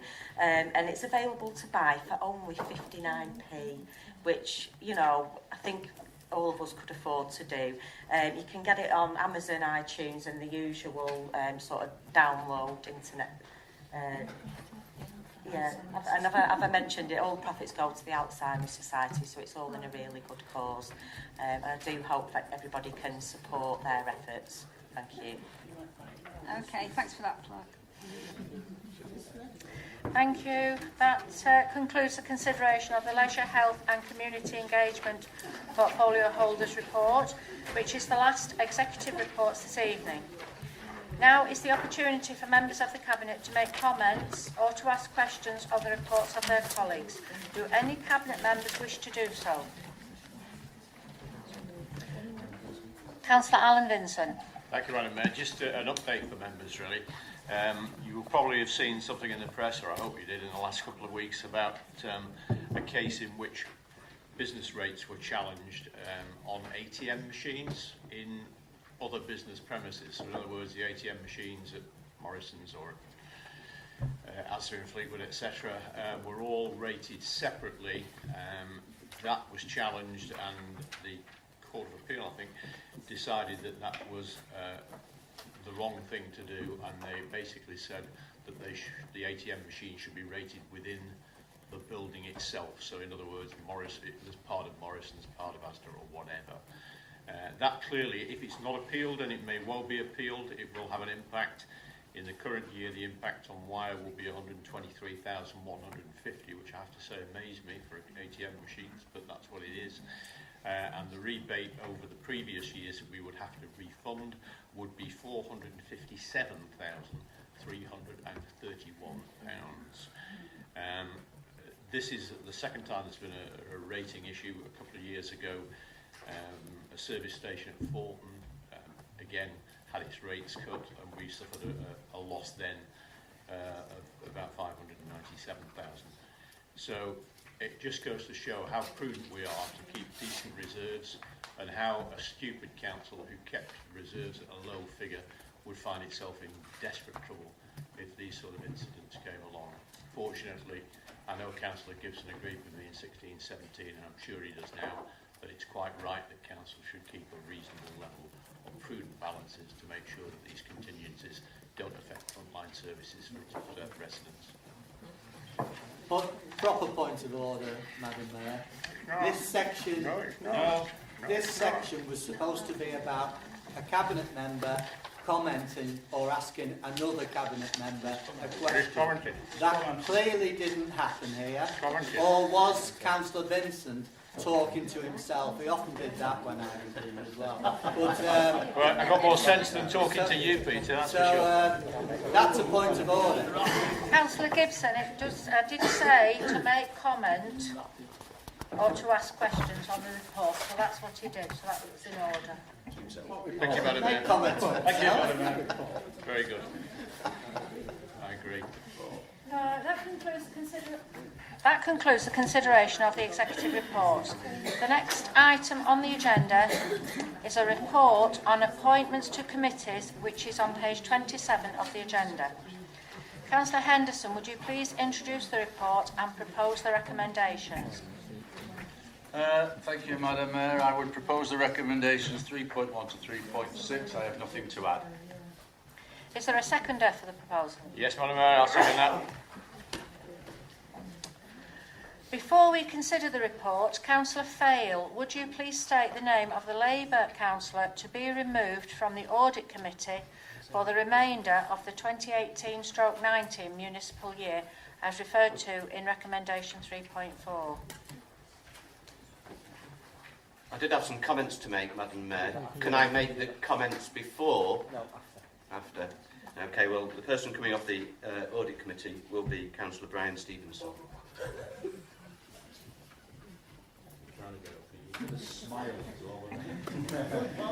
Thank you. Are there any comments, questions or amendments?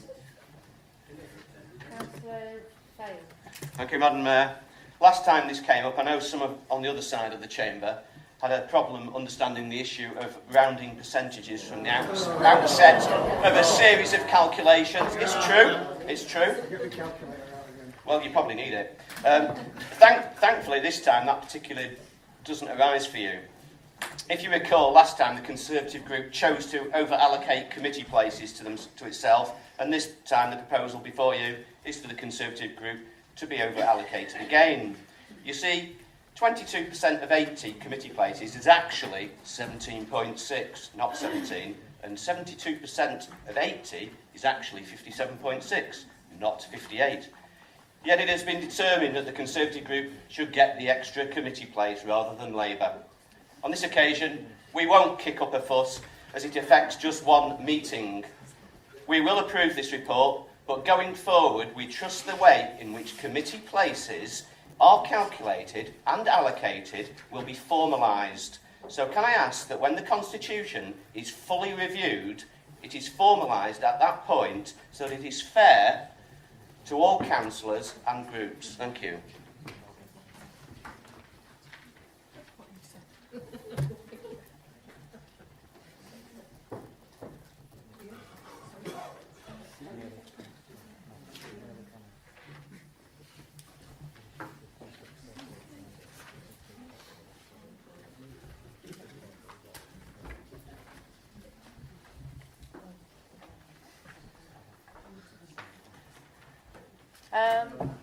Councillors,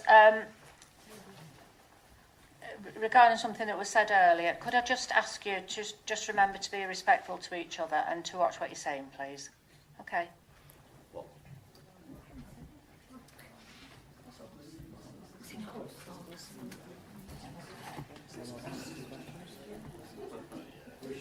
Are there any more comments or questions or amendments? Councillor Henderson, as the proposer of the recommendation, would you please respond to the debate? I will note Councillor Fayle's comments, Madam Mayor. I have nothing else to add.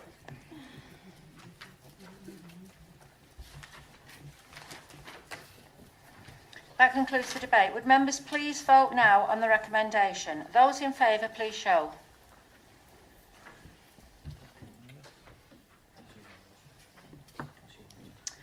The recommendations are approved as that's unanimous. The next item is a report on Treasury management activity. Councillor Alan Vincent, would you please introduce the report and propose the recommendations? Thank you, Madam Mayor. This usual report to Council. Any questions, I'll try and take them. Is there a seconder for the proposal? I second that, Madam Mayor. Are there any comments, questions or amendments?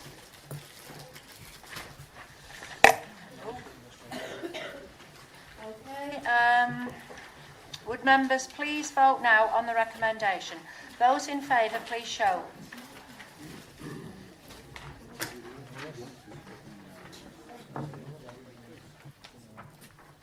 That's unanimous.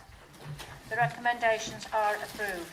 The next item is a notice of motion relating to the decision making the structure of the Kenyon Foundation.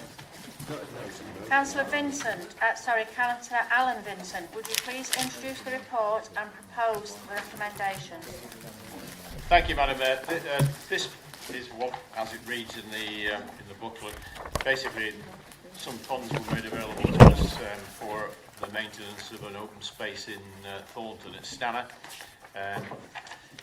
Basically, the money has run out, or basically is about to run out, that was left to us to keep the open space maintained. So the burden of maintaining that open space now falls upon the council, and we'll take that responsibility. The council, the way it's structured is that the organisation that looks after it is a trust, and therefore there have to be trustees. And what we are suggesting, therefore, is that the council members are the trustees, and that therefore there will from time to time be reports about what's happening with the Joseph Kenyon Foundation back to the trustees, which would be us sitting in full council. So it's the only way that we can do it. We can't really delegate this to a panel, so we will from time to time report back to you about how much we spent, what we've done there, etc. for approval. If there's any questions, I'll thank you. Is that seconded? Sorry, Madam Mayor, I'll second that, yes.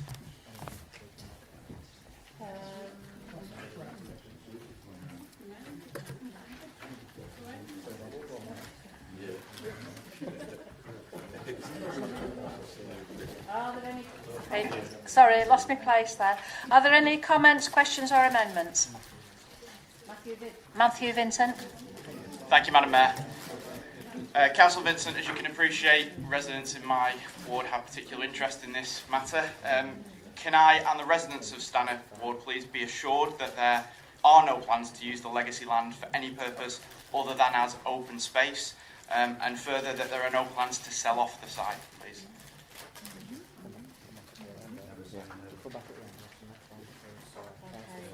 Councillor Fail. Thank you, Madam Mayor. It would seem to me that the land and the proceeds of the sale don't appear to have been satisfactorily managed to ensure Joseph Kenyon's wishes are carried through. I'm struggling to understand why this is only coming to full council now when funds are running out. The report says there is only £1,070 left. There should have been a plan following the sale of land to invest the proceeds so that management of the remaining land be guaranteed. Given the current status, it would seem to me that, as trustees, Wyre has a duty to ensure all of the land is retained, however that happens. What I would like an answer to is, how does recommendation 3.3 fit in with the wishes of Joseph Kenyon as stated in para 4.2? Para 4.2 states a provision that the whole of the land shall forever be used as permanent open space. Para 3.3 states that any major decisions, including any proposal to seek to dispose of all or part of the freehold of the Kenyon Gardens site or to seek approval from the Charity Commission for a scheme to change the use of the site will be made at a meeting of the full council. Why would Wyre Council ever wish to dispose of this land partially or wholly when the trustee specifically disallows that? So unless there's a good answer, then this paragraph clearly needs rewriting so that not only is the spirit of the agreement abided by, but that there is a cast iron guarantee that it be continued forever. Thank you. Councillor Jones. Thank you, Madam Mayor. I'd just like to thank the officers for over the years since I've been a councillor for maintaining Kenyon Gardens. I know when I first joined, we donated some oak trees and they've been planted there at Kenyon Gardens. Many of the locals know it as Stanner Hills because of the up and down bumpy hill effect, as you would call it. It has had some flooding, which has been dealt with by the payback team recently. It is a shame that the money's finally run out, but it was quite some time ago.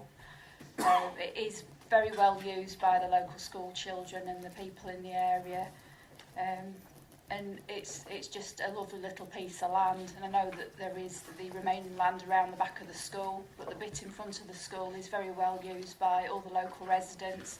And I'm glad you've got the piece in here about the history for the residents to actually read about, because I do get a lot of residents asking me about the history of it. So I'm glad it's here now for everyone to have a look at. Thank you.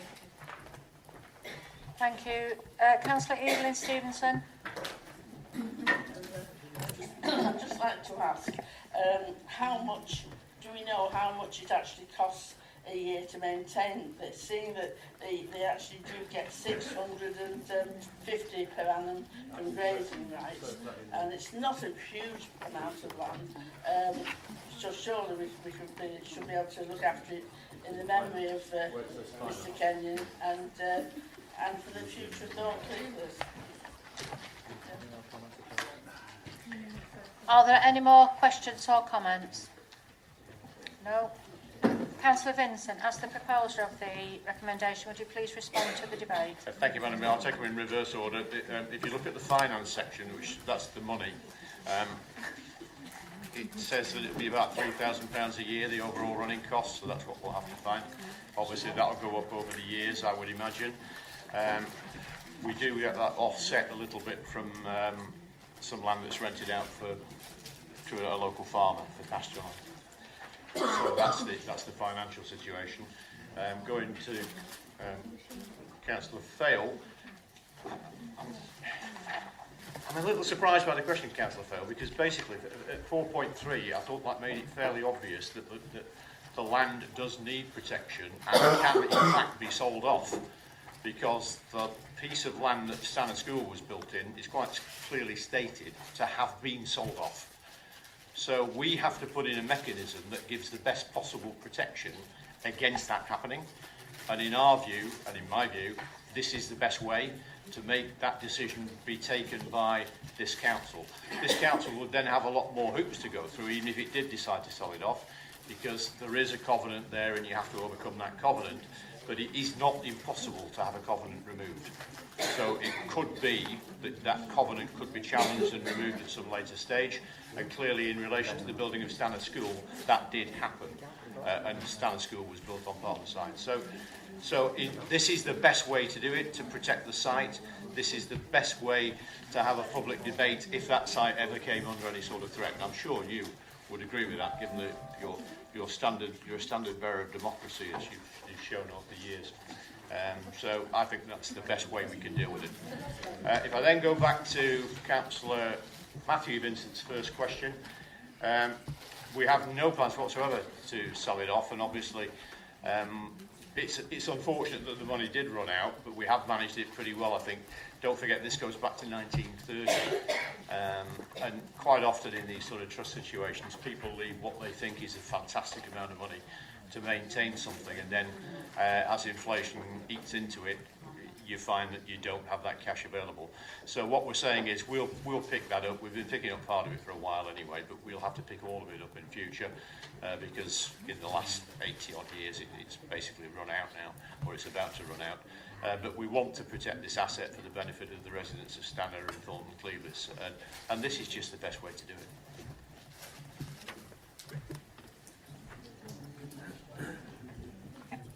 That concludes the debate. Would members please vote now on the recommendation?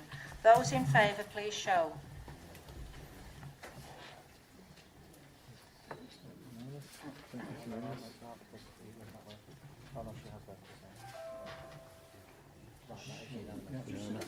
That's unanimous.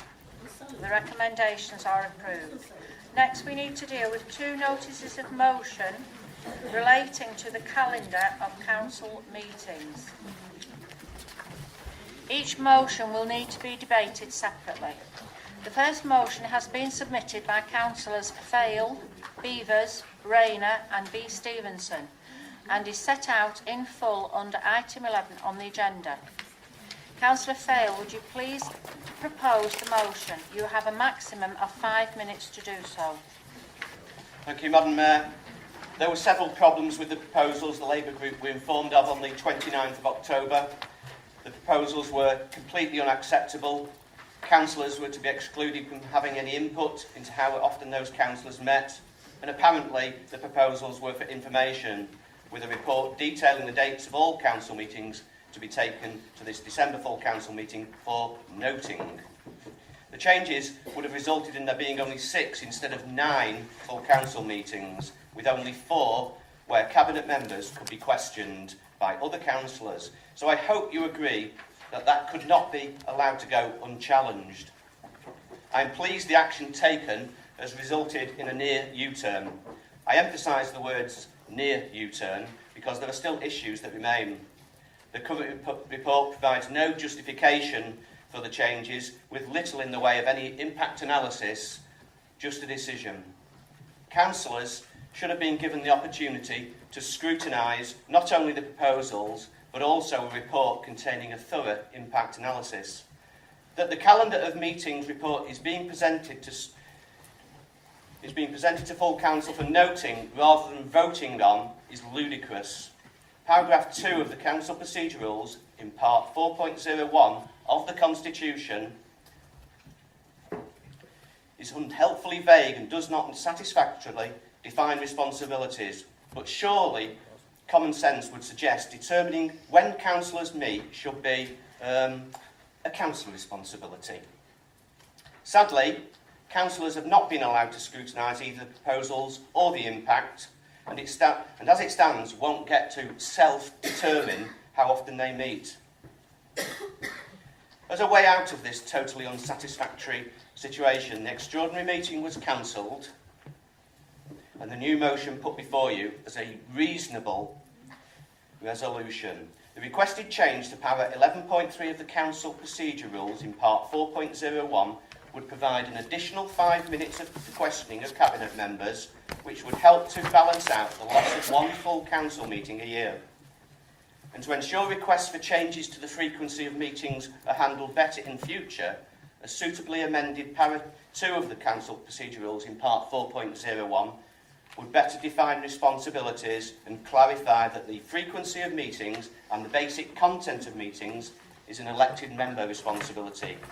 With regard to ONS, clearly the proposed reduction from 10 meetings to 8 meetings would not be in keeping with the Constitution,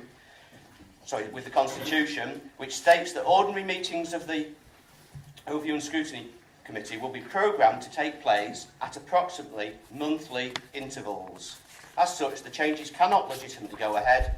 In any case, it should be for ONS to assess their own workload and determine the number of meetings needed to deal with that workload. If it's not in keeping with the Constitution, then a formal change to the Constitution via full council would be required. Members should consider this motion on an individual basis.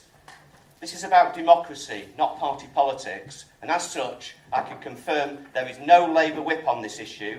Can I ask that the Conservative group follow suit and allow a free vote? I propose the motion in front of you. Who's going to second the motion? I second that motion, Madam Mayor, and reserve the right to speak. Forgot what. Thank you. Would any members who wish to speak for or against the motion or to propose an amendment to it please indicate? You will have up to 5 minutes each.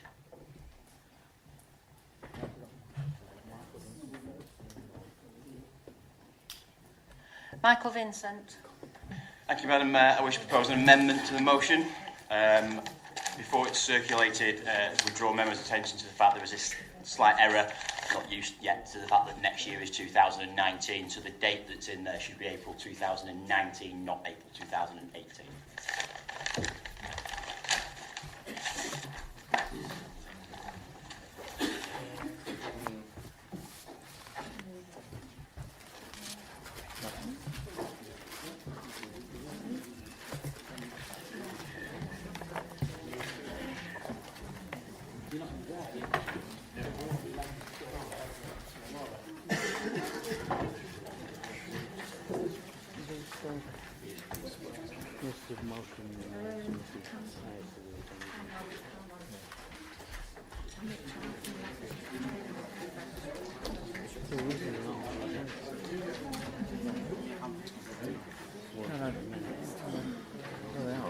But not at the bottom, they're further on.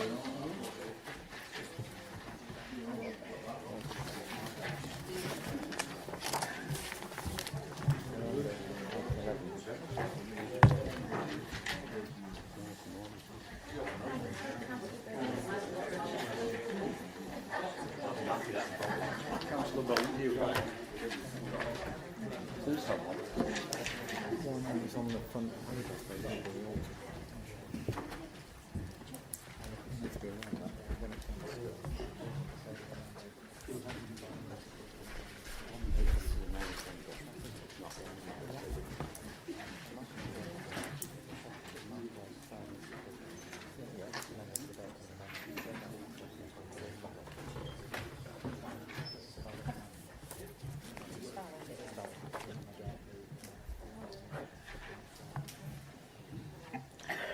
Okay, if everybody's had a chance to read this, the Chief Exec has confirmed it is a valid amendment. Do we have a seconder for this? I'd like to second that, Madam Mayor, and reserve the right to speak.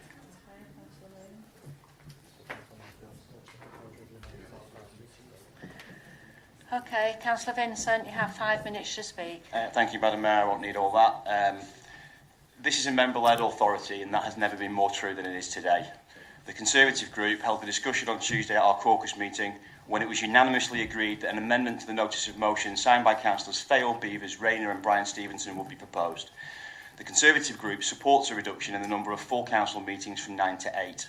There is very little business of the council in August, and so the agendas for the September meetings are normally quite slim. As an example, the meeting of the council in September 2017 lasted just 28 minutes. The change from 9 meetings to 8 is about increasing efficiency and productivity, and not about either reducing the opportunity for members to question the executive or even appearing to do so.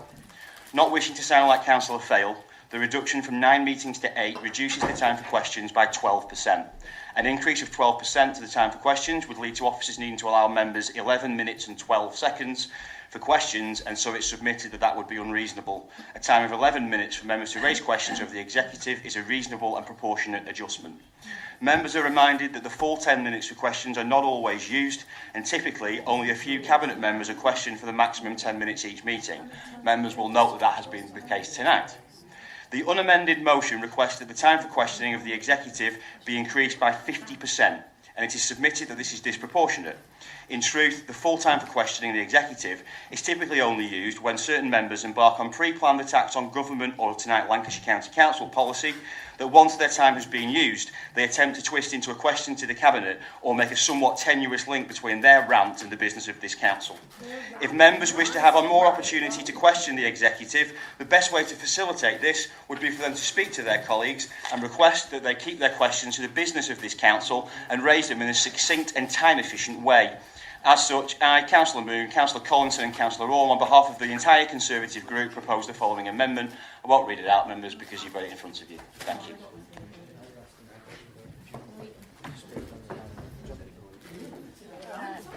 I've got a list of members who indicated straight away that they wish to speak. So, but can I have a show of hands again on who would like to, because you'll have 2 chances to speak. First of all, would you like to speak about the proposed amendment? I've got Councillor Murphy who indicated he wanted to speak on the amendment.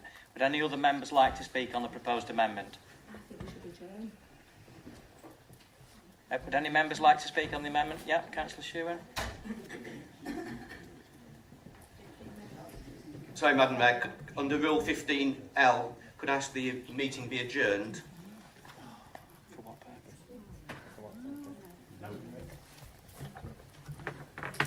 For what purpose? So that we may discuss this new amendment. Well, there's no whip, yeah? There's no whip, no. There's no whip, we get a meeting and said, There's no problem discussing it though. Have you got a whip on? You didn't answer. You know who the whip is? Well, you spoke about it in caucus the other night. We didn't deny that. There was a mistake. Right, members, before we get into any debate, as that's been proposed by Councillor Fale, which is in accordance with the Constitution, can I ask you to vote on whether you wish to adjourn the meeting or not? So can I have a show of hands if you wish to adjourn the meeting?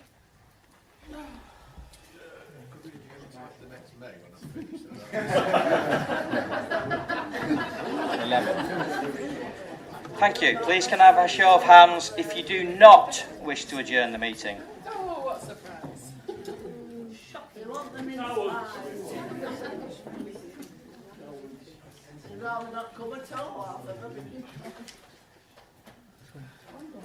32. Point of clarification, just so members are aware, could the Mayor read out this specific paragraph where it says this is actually voted on, just for our clarification? I haven't got the full script in front of me for what paragraph 15 says, but paragraph 11 says to adjourn a meeting. I didn't realise there was a vote on it, but I stand corrected. Yeah. It's a motion that you can move without notice, which is what you have done. So in terms of when you go through, you said L to adjourn a meeting. and obviously we need to take a vote on that. Because otherwise you'd not, because otherwise you'd never conclude any business.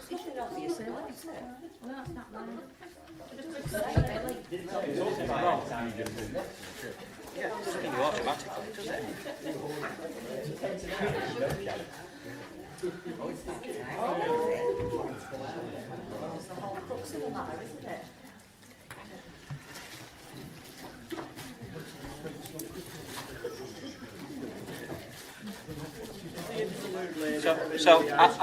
My advice is that you continue to debate an amended notice of motion, which you have consistently done in the past. If we talk about custom and practice, we have had notice of motion put before members previously. The correct procedure is, first of all, we have a debate on the amendment. But previously, has anybody requested an adjournment? And where does it say an adjournment? To adjourn the debate. To adjourn the meeting.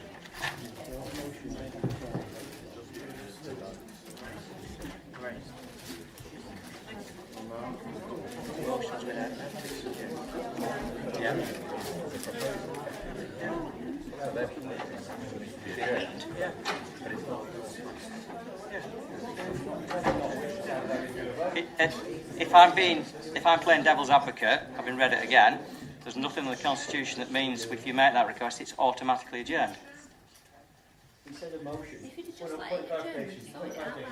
Madam Mayor, all motions brought to this council have always been voted on.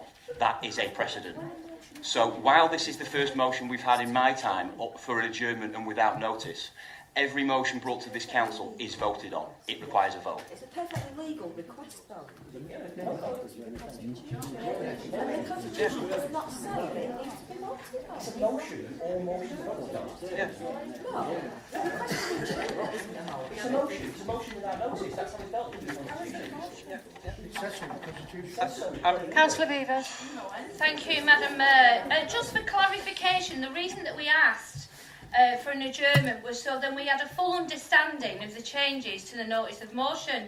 And I know that you have got a legal brain, so maybe you understand it better than me, but I am still struggling to understand what paragraph 11.3 of the Council Procedure Rules in part 4.1 to be amended to state that. So I would just like to go away, talk about it within my group and come back again so I have a clear understanding of what you are asking. I don't feel that that should be a problem.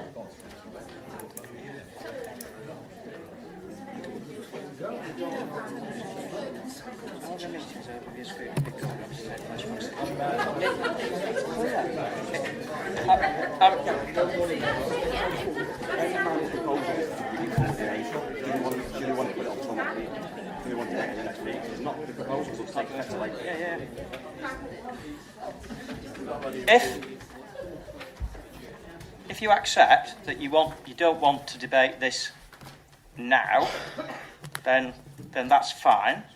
But then it makes the second notice of motion nonsensical, because if you don't want to debate this one, do you then want to debate the second one?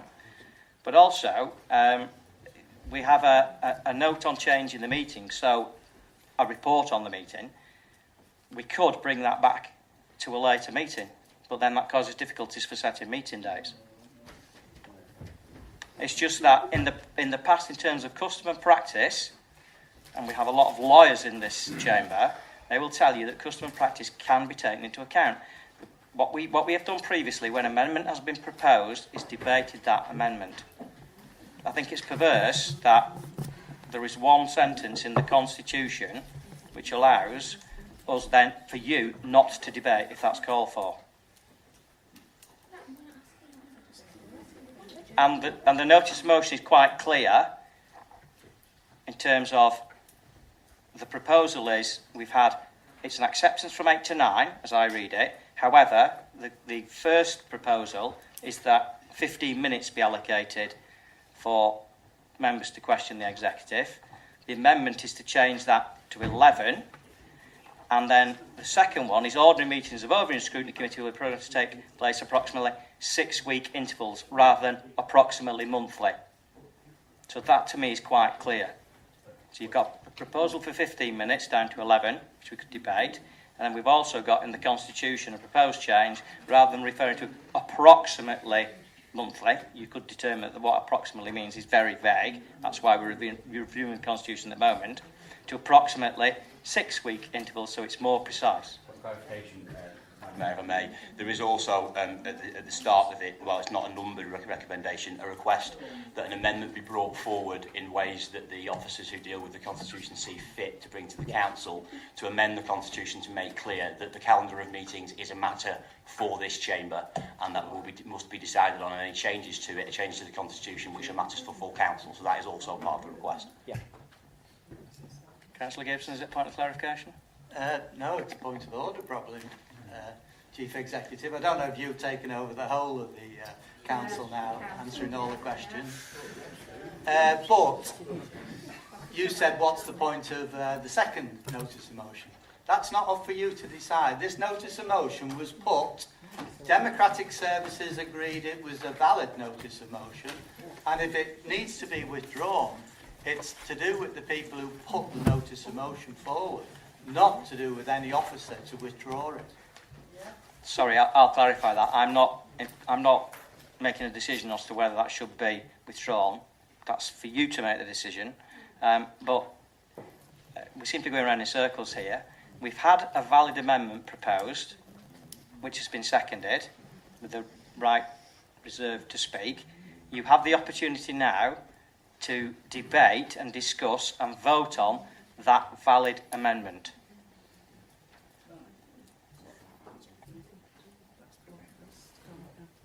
So please could you indicate if you would like to speak on that valid amendment?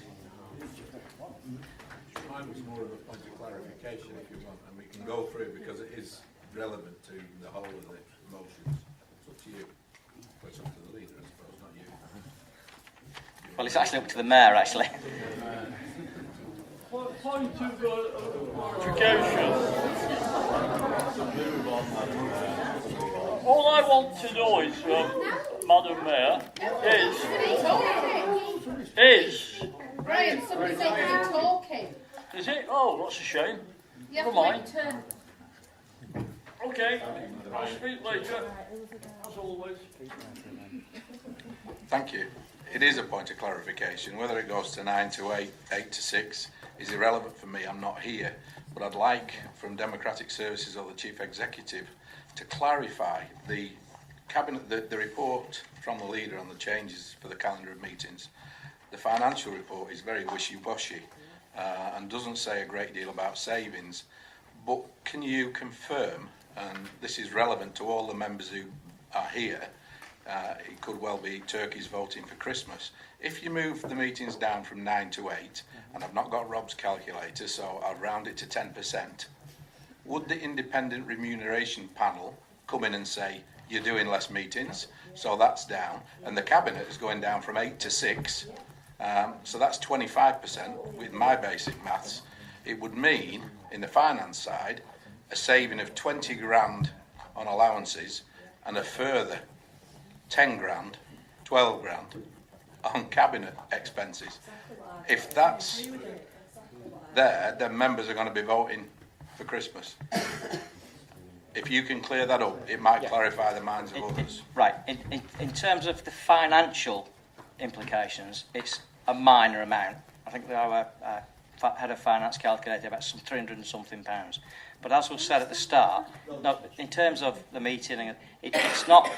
It's the reason why the proposal has been put before you, to be noted, but there'll be proposed change to the Constitution, is because exactly what was said before. In August, there's very, very little activity in the council and right across with partners, and that translates through into any matters to be considered in September's meeting. And as already been alluded to, the last one was 28 minutes because there was very little business for you to consider, and sometimes there's been no votes to be taken. It's been periodic reports to be noted, so you're not making actually any decisions. It's also been referenced about, well, so the actual the proposal is like many other councils. I mean, Blackpool Council, for example, they do not consider any business in August and September. There are many other local authority councils which have less than 8 meetings a year. Some have only 6. So to reduce it by 1 is what the report references.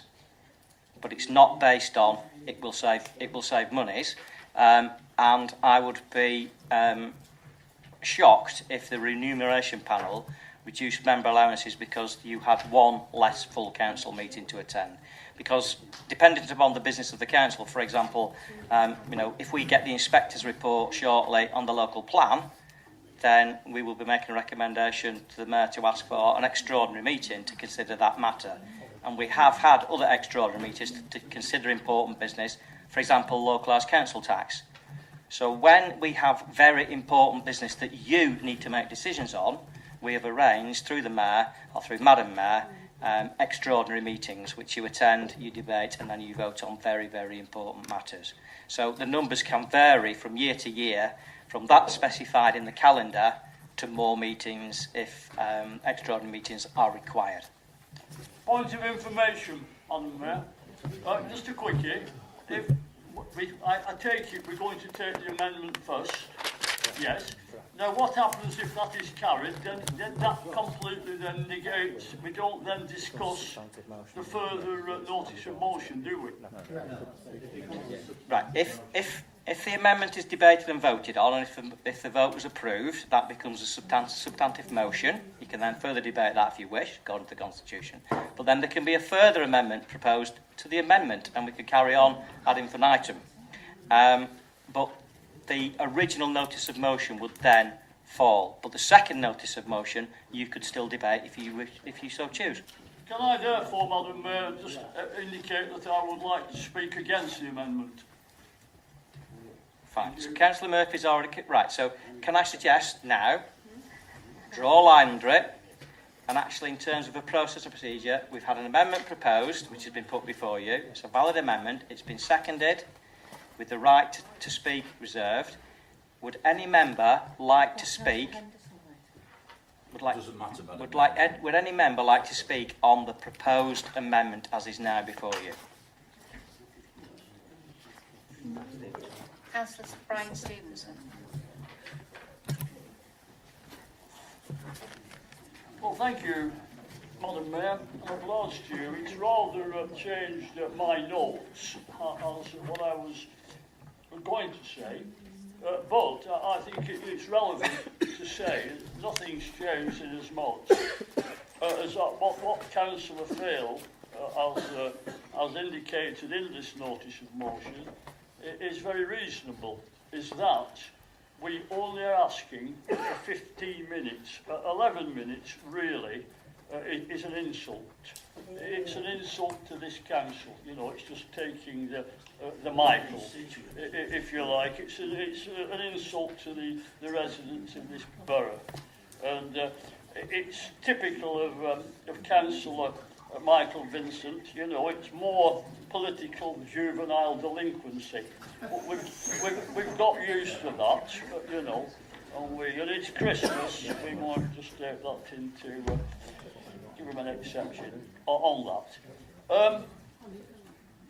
Madam Mayor, Councillor Fail was presented with a fait accompli. He was completely gutted when he was given this news that no discussion would be held on it, but it would just merely be noted. Now, I feel, and I think we ought to bring the Chief Executive into this now as well, because I feel he's behaved like a modern-day highwayman. You know, stand and deliver. That's what it's been. He will be remembered as the man who stole our time. Now, who put it up to him? That's another question. And the person or persons might not well be sat too far away from him. Now, I think Dick Turpin would have been proud of him. This motion, really, what Councillor Fail is saying, and what the amendment just tries to negate, it really stops him effectively in his tracks. It spikes his guns. I think he's behaved badly for him in this case. I think he's been very contemptuous of the... and maybe he didn't think about it. Maybe Christmas has been on his mind. We don't know. But he certainly, we hope he doesn't continue in this manner. He could quite easily have put it to council, and we could have had a debate in here rather than a fait accompli. So, there's no escape for you on this one, Gary. There's no time machine to get you out of it. Certainly not. And we wouldn't buy you one for Christmas if there was. So I would like, Madam Mayor, to place on record my opposition to Councillor Vincent, and to say that why be so mealy-mouthed, Michael? Why not make it 15 minutes and not 11 minutes? Come on, grow up. Thank you, Madam Mayor. Thank you, Councillor. Councillor Henderson. Thank you, Madam Mayor. I was keeping this until we got round to the actual calendar of meetings, and I am certainly going to support this amendment. But Councillor Brian Stevenson has made a couple of claims that realistically need answering, and those are quite simple. This has come about because the officers and the chief executive of this council are responsible for overseeing the way that we run the council and looking for efficiencies.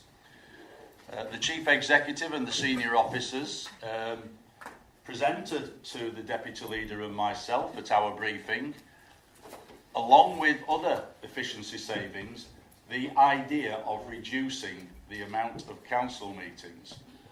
I was given a frequency of council meetings to compare. The frequency is very simple. Out of all the councils in Lancashire, one has 10, 2, including ourselves, have 9, 2 have 8, 3 have 7, 6 have 6, 1 have 5. Those are what the other councils do. When it was presented to myself, I wrote, and this is the piece of paper, I wrote on this what I would consider acceptable reducing the council meetings to. I fully accepted that the summer council meeting hardly does any business. The January council meeting hardly does any business as well, because of the 2-week closure of the Civic Centre. Those were the two that I would look at. The chief executive, I made no comment at this stage to the chief executive other than I would consider it and I would take it back to my group. It was the chief executive's responsibility then to email both myself and Councillor Fail on the same day with his proposals, which he did. Councillor Fail then phoned me on the following Saturday to ask me for my comments. I told him quite simply that I was coming back to my group, and until my group had decided what they wished to do, I would make no comment about it, other than a council meeting is a meeting that is held in public. It's not a public meeting. For years, the public have not come to these meetings. The people you see sitting behind you have only come because the candidates for the next election. So the thing about the public, it's just they're not in the public at all. We might get 1 or 2 members of the public that turn up. I spoke with Councillor Fail about this. It was a leader-to-a-leader conversation. I took it that it would be confidential. Councillor Fail went straight to the Gazette and told them supposed to be talking to the amendment. And told them that we were reducing from 9 down to 6. This was leapt on by Councillors Gibson and Duffy. It was not a decision that had been made at all, but they had made that decision. I have no problem whatsoever with the amount of council meetings being discussed by this council and being voted on by this council when they have got all the relevant information in front of them. Councillor Fale's conversation with me, he said that 3 of his members had decided that it was not on, we are not moving from 9. And I'm sure the others will go along with it. But of course there's no whip on it whatsoever. You know full well that I asked you your comments on this. All of you. You all told me your comments, and the majority was that the reduction in the meetings was a fair and equivocal reduction. And the way that we came to it, I am happy with, because my party made their mind up and they told me as the leader. Therefore, I would support this. I didn't go running to the Gazette. I didn't go trying to scare the public of this is not democracy. What Councillor Fale and his cohorts did with the Gazette, that's not democracy at all. I would support this motion and stop interfering, Councillor Stevenson. Councillor Fale. I thought you've changed your tune and you've changed your face since getting that position. Not a happy man. As I said to Councillor Gibson, watch your back. Thank you, Madam Mayor. I feel I have to put the record straight here because I think history is being rewritten.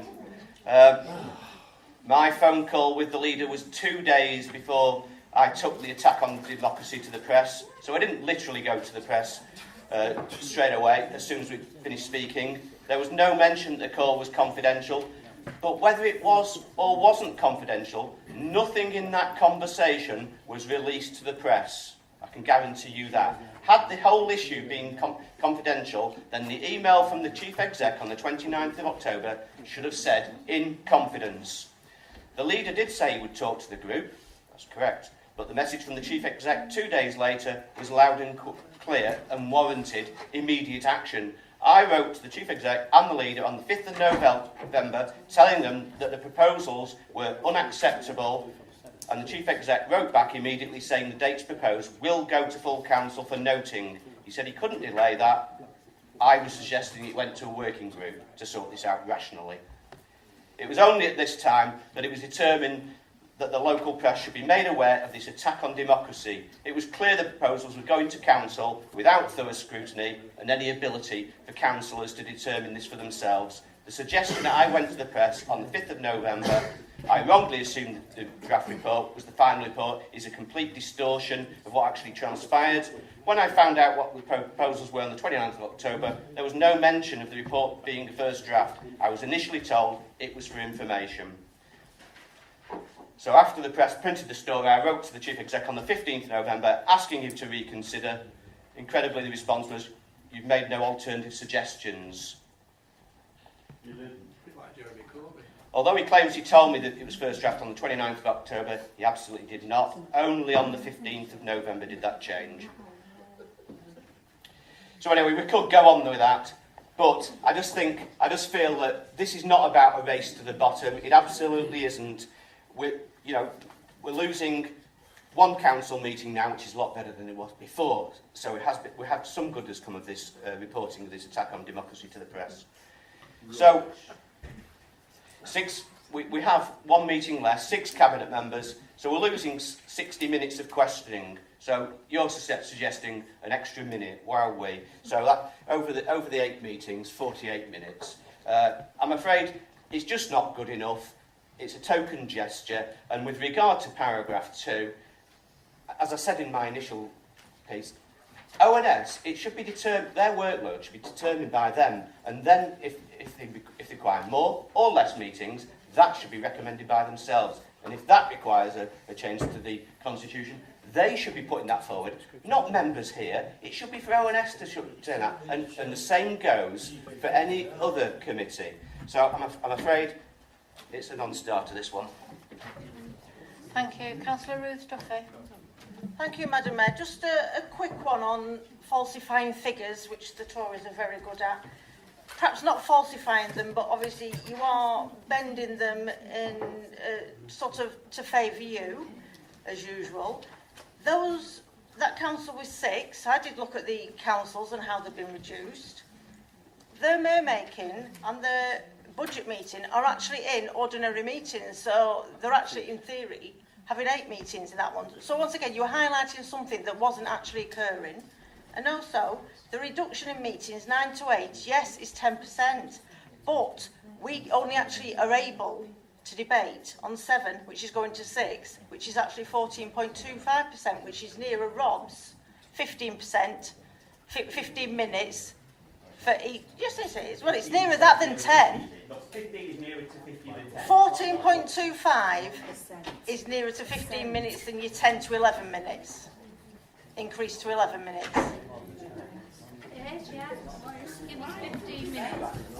Well, sorry, but this is you all over. You are presenting what you want your other members to see.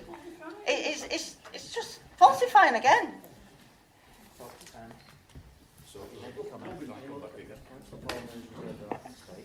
Are there any more comments? Councillor Walmsley. Thank you, Madam Mayor. Can I just reiterate and go over what we are talking about? This is one meeting in the year, and the Chief Executive has already explained that if an urgent matter does come to hand, we will obviously hold an extraordinary meeting.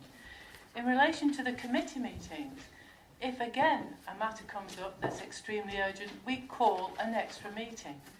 Can I just ask that common sense prevail in this, please?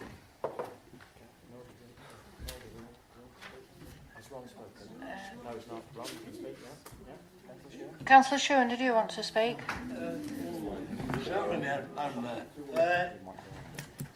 The fact is, using extraordinary meetings as an excuse for reducing the fact that we can have extraordinary meetings as a fact for reducing the number of actual debate meetings we have, which is what we actually do.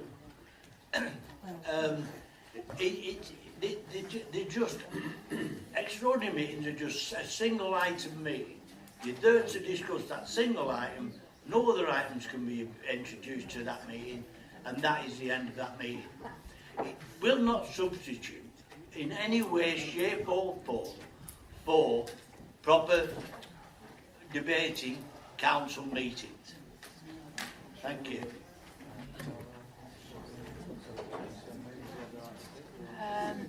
Right, if that's everybody that's made a comment that wants to. Councillor Moon, would you like to sum up?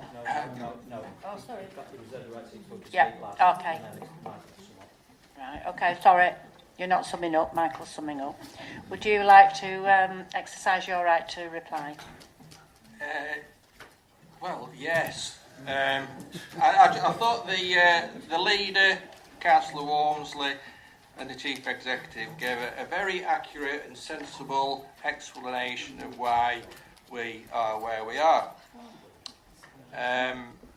Councillor Stevenson started off by calling my friend a juvenile delinquent again, which I think is quite outrageous. Political juvenile delinquent. Well, whatever. Well, he is a fine young man, that's all I want to say. But He's got a sense of humour, though. you know, it's all about, Brian, it's all about relevant questions. And you used to ask more relevant questions of this council when you was living in Spain and Tenerife, because what you was... I wrote down here... I've lived in Spain for 9 years. Yeah, well, I brought down here, no idea what he was saying. So, town altogether. Have you... Madam Mayor... Point of order, Madam Mayor. He's no right to say that when he was a member of 2 authorities. Where did he live?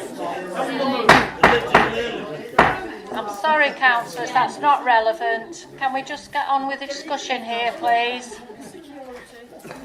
Oh, we'll get Shakespeare here.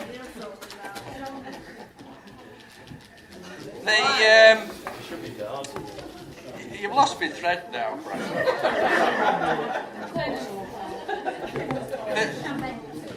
There's nothing wrong with the amendment that's been proposed, and I think we should vote on it. Ready?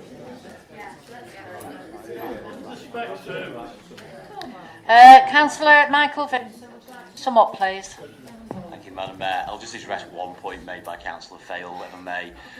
He says that matters of overview scrutiny and how often it meets on matters that should be taken to overview and scrutiny. My understanding is that a conversation was held with the chair of overview and scrutiny, so the view of the chairman was sought. But there is a simple fact here that he is choosing to forget, which he does refer to in his own notice of motion, and that is it states in the Constitution that there is monthly meetings, and as such an amendment to the Constitution is required, and the Constitution is a matter for this council. He talks about scrutiny, he talks about changes to the Constitution, consultation, and bangs on about all the time.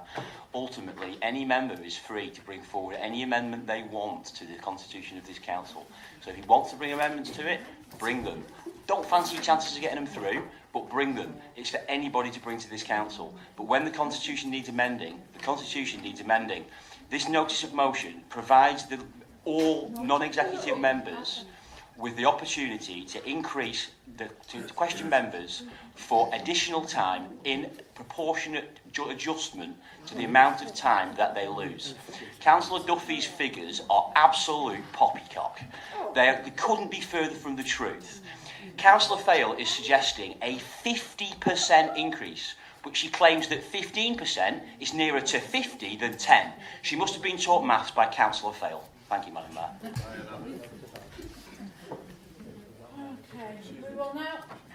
We will now move to the vote on the amendment.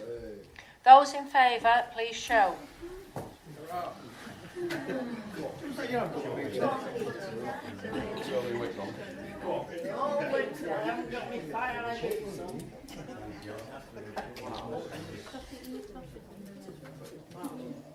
Three. Those against?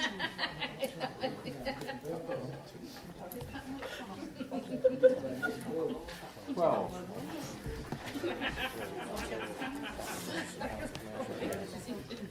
The amendment is carried. The motion, as amended, therefore takes the place of the original motion. Do any members wish to propose any further amendments to that amended motion, which has now become the substantive motion?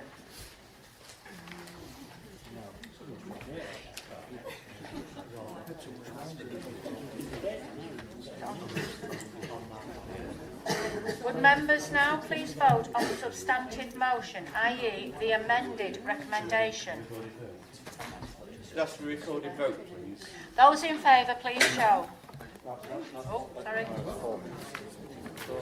Four people, yeah.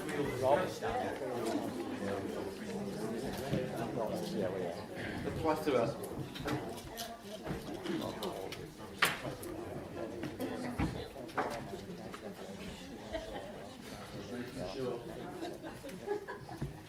Right, members, when I call out your name, would you please indicate whether you are for or against the motion that's now become the substantive motion, which is the amendment put forward by Councillor Michael Vincent. So can you please indicate whether you're for or against? Councillor Ian Amos. For. Councillor Rita Amos. For. Councillor Emma Anderton. Against. Councillor Marge Anderton. You can vote or you cannot vote. It's up to you as the mayor. Okay. Councillor Lady Atkins. For. Councillor Ballard. For. Councillor Barraclough. Against. Councillor Beavers. Against. Councillor Berry. For. Councillor Barry Birch. For. Councillor Collette Birch. For. Councillor Bowen. For. Councillor Cartridge. For. Councillor Catterall. For. Councillor Collinson. For. Councillor Ian Duffy. Against. Councillor Ruth Duffy. Against. Councillor Ellison. For. Councillor Fail. Against. Councillor Gibson. Against. Councillor Greenough. For.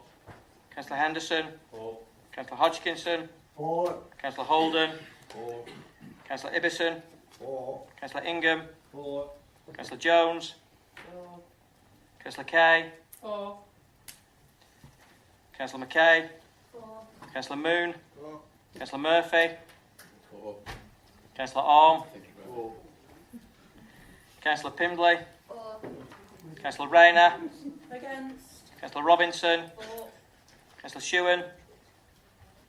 Against. Councillor Smith. Councillor Brian Stevenson. Councillor Elin Stevenson. Councillor Anne Turner. Councillor Sean Turner. Councillor Alan Vincent. Councillor Matthew Vincent. Councillor Michael Vincent. Councillor Walmsley. And Councillor Wilson.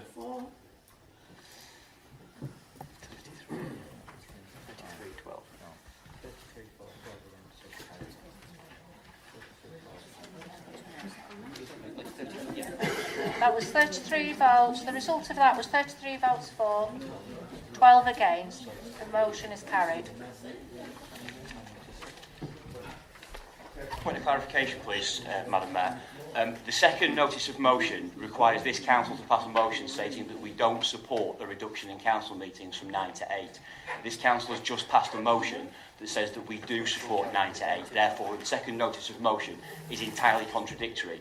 And while when it was given approval to go in the agenda, it may well have been deemed a valid notice of motion, I would submit that it no longer is a valid notice of motion. Point of clarification. Can I give my view before you say that? And I hear what you say. But in terms of when it goes on the agenda, we require the required names, which we've had. So even though you have voted for the amendment has just been proposed, the second notice of motion is actually still valid. So if you wish, well, it's not if you wish, Councillor Gibson, you were the proposer of it, so you will still have your 5 minutes to speak to it. If there is then a seconder, we will then have a debate on that. If it's not seconded, then we will not have a debate. That's the way it works in terms of notice of motion. So I'm afraid the notice of motion can still be debated. Even though it seems a bit bizarre, you would still have to continue to debate the notice of motion, the second one. Point of clarification on the calendar of meetings item. Will that item still go ahead given that the previous item is the notice of motion has been passed?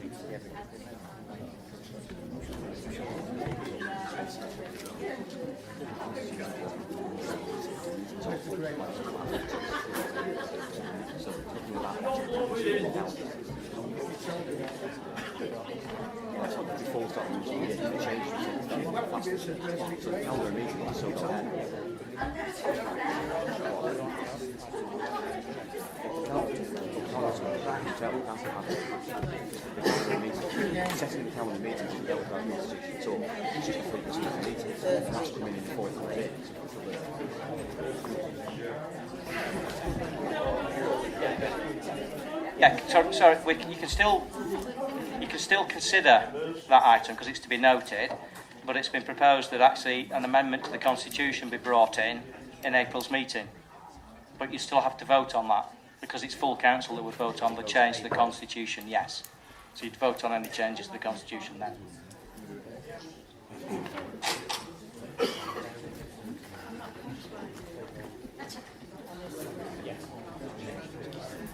Councillor Gibson, do you wish to speak on your motion? Yeah, thank you, Madam Mayor. Members will know I'm not prone to hyperbole, but tonight could be a historic occasion as this notice of motion provides the opportunity for non-executive members to take back control of Wyre Council. An opportunity to point out to the Cabinet that it is non-executive members who run this council and we won't be dictated to. An opportunity to say that we don't wish to be part of a culture that gives the impression that WBC is short for Why Bother Council. We do care, and so do our residents. An opportunity to make it clear it is our council and the residents' council, and we will not allow democracy to be diminished by reducing the number of full council meetings, and indeed reducing the O&S meetings as indicated on the agenda item 12. An item, as Councillor Fales said, we are only allowed to note, not to vote on. You're not allowed to vote. Says it all, really. Reducing the number of these meetings will reduce the opportunities for non-executive members to scrutinise cabinet members and the policies they support. I can understand why cabinet members want to reduce the number of meetings they attend, as some of them seem incapable of answering questions that are put to them by non-executive members. I am aware there are some Conservative members who would like to see the number of meetings increased to facilitate greater scrutiny, and I suggest to them they have the courage of their convictions and vote to support this notice of motion. The Leader's report on item 7 of the agenda says that, and I quote, that democratic accountability needs to be protected. And if he means that, he has to support this notice of motion. In May, we have borough elections, and tonight is the ideal opportunity for members to demonstrate to their residents the courage and principles which I know some of them have. Let your residents know tonight that democracy in Wyre is not dead, and by voting for this motion, notice of motion, you will do just that. This week, MPs decided the government had treated Parliament with contempt. Don't let the executive treat you in the same way. Members, carpe diem, seize the day. Tonight, this occasion, you can make a difference by making the statement that members have taken back control of this council. Thank you, Madam Mayor. Thank you. Can I ask for a seconder for this motion, please? I second this motion, and reserve my right to speak. It was. Can't help it. Just my imagination. Anyway. Does anyone wish to speak for or against this motion? Councillor Ruth Duffy. Thank you, Madam Mayor. Can I just start with expressing that I wasn't surprised that Councillor Henderson, you have capitulated from your original plan to significantly reduce the number of full council meetings. This, I believe, is a Conservative trait, with Mrs May capitulating on an almost daily basis. However, can I just refer you back to 3.5 of your early report, when you state that we are and will continue to be a member-led authority. With this in mind, therefore, how can you justify wanting to change the number of full council meetings without fully engaging with those members you refer to in 3.5? And I don't just mean as tonight in a notice of motion debate.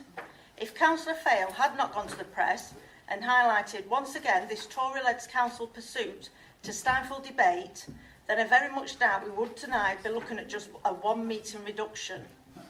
Full council meetings are our forum as elected members to question portfolio holders and question you as leader of this council. To want to reduce our ability to undertake this form of scrutiny is you, as Tory leader, attempting once again to stifle and limit debate. It is once again an attack on democracy here at Wyre Borough.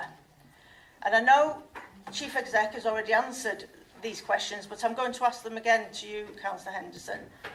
Who actually instigated the original plans for the reduction of full council meetings? And obviously we have been told it was the Chief Exec, but again, if this is the case, it once again emphasises that this is an officer-led council and not, as you're trying to tell us, a member-led authority. And I urge everyone to vote with us tonight and put it back that we run this council. Thank you, Madam Mayor. Councillor Henderson. Thank you, Madam Mayor. Well, I find that absolutely wonderful. You've obviously not heard what I said earlier because you've written it all down before you've come to this meeting. Had you listened to what I said, then maybe you wouldn't need to have read out that little piece. And I find it wonderful that Councillor Gibson accuses us of being dictatorial. That is absolute rich coming from him. And I'd like to also ask Councillor Gibson, even though it's not a debating society, he keeps commenting about making claims that officers answer questions.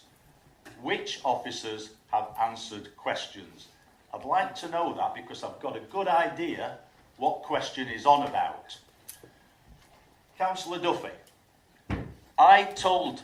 when I spoke to the motion, I said that the officer's job is to look at making savings, and they come along and they recommend these savings. If they are good ones, we then look at it and we say, yes, let's take it further. If they are not, then we take them no further. When the Chief Executive said to myself and the Deputy Leader, we've looked at the amount of meetings, we've looked at the amount of work in them, we feel that we could save money by reducing them, I told you, I'd written down what I was prepared to accept, because it's fully obvious, as Councillor Walmsley has said, that the summer meeting, when most of the officers go away on holiday, August, September, there is very little work to do. So therefore, we are dropping a meeting that has very, very little business. It's no hardship to anybody. And if you want to hold us to account, you can come along to the cabinet meetings. You can ask questions if you wish. There's generally, there is generally only Councillor Fail that comes along to those meetings. And and Councillor Fail asks questions and he probes. And I've been there when you said, I hope this isn't going to take very long. Madam Mayor. I don't care. Good, I'm glad you don't care. So, I don't know why I'm bothering trying to answer you. I've already told you once. My group made their decision. They told me what their decision was. It was the same as my decision that I'd made here. I hadn't even told my group what my decision was. I then consulted with the Chief Exec. I told Rob that I wouldn't speak to him about it anymore because he'd been to the Gazette about it. To me, that was not correct in doing that. Had Rob kept an open mind and spoken to me about it, and looked at the reasons why, we might not even have sat here for an hour and a half, wasting time, which is literally what happens when this side of the room don't like the game that's being played. It's a waste of time debating. He's just put that on record. It's a waste of time, all sat here debating. Why do we have any council meetings at all? Yes, you did. Can we move on, please? It's not a debate. It's not an argument. The next speaker is Councillor Shewan. Madam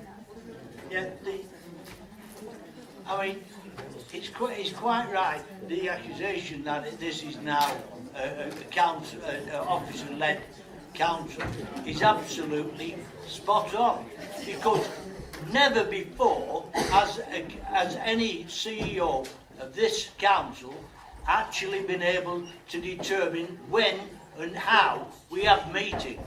Yet, I go back to previous constitutions. There's no sign of the CEO choosing the time and number of meetings we have. And yet this one has shanghaied this council for his own... Sorry, Councillor Shewan, I'm not having that accusation. If you read... No, you listen to me. You listen to me. Making those accusations when they're recorded, thank you very much for that, because we make an audio recording now. If you read the Constitution clearly states it's the role of the Chief Executive to set ordinary meetings, the number and time and venue. It's only done so since you've been Chief Executive. Never before. And I don't remember that going through this council. And if it hasn't gone through this council, it's illegal.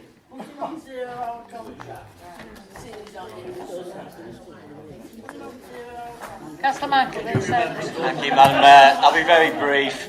This council has just passed a motion that was supported unanimously by the Conservative group. Members who were at caucus will remember that the leader and myself sat in front of you and asked you for your opinions, and you were all unanimous in supporting the previous notice of motion as amended by ourselves. We have already supported a reduction in meetings from 9 to 8. More importantly, for pertinent to this notice of motion itself, which I still find contradictory and don't think it should be allowed, but I'll accept the Chief Executive's decision. Ultimately, we are bringing forward a notice, we have already passed a notice of motion that will in future make all matters for a reduction of meetings matters for full council. So for all Councillor Gibson and for all the Labour group and for all the rest of the Socialist UKIP alliance go on about how they wish to... Are you recording this? He says I'm a member of UKIP. Oh, you're not a member of the Conservative Party, so I assume you're something. Anyway. I'll accept that as an apology. Don't. So anyway, we have already passed a notice of motion that brings the power for setting the meetings away from the Chief Executive, who currently has it, to you as non-executive members. You are the majority, as has been said. You have just taken control back from the Chief Executive by passing a motion to say that in April you want amendments to be brought forward to be passed to say that any future change is a matter for this chamber. That's democracy. It is not democracy to say, if you don't agree with the minority, you are undemocratic. Councillor Emma Anderton. Thank you, Madam Mayor. I'd like to quote the Constitution, paragraph 2, part 4.01. Ordinary meetings of the Council will take place in accordance with a programme published by the Chief Exec, following consultation with the group leaders. With the formation of the new independent group, the consultation, I assume, has taken place with 3 group leaders, and 2 out of those no. So we're not even, this report then is not even abiding by the Constitution if there has been no consultation with all the group leaders. So on what moral or legal grounds is this proposal even before us?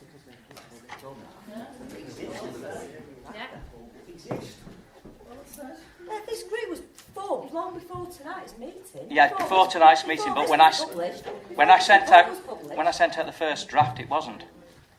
So as soon as that group were formed, why weren't they consulted? Because they didn't want to do it. No, it's not because before this council, and it's not legal. Direct contravention with the Constitution. It's not because I didn't want to do it. The process had already started before that group was formed. So? Well, exactly, the process had already started.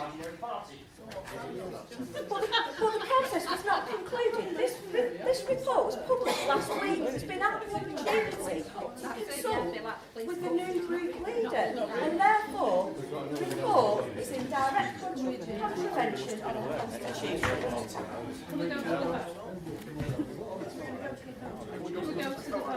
Can we move to the vote?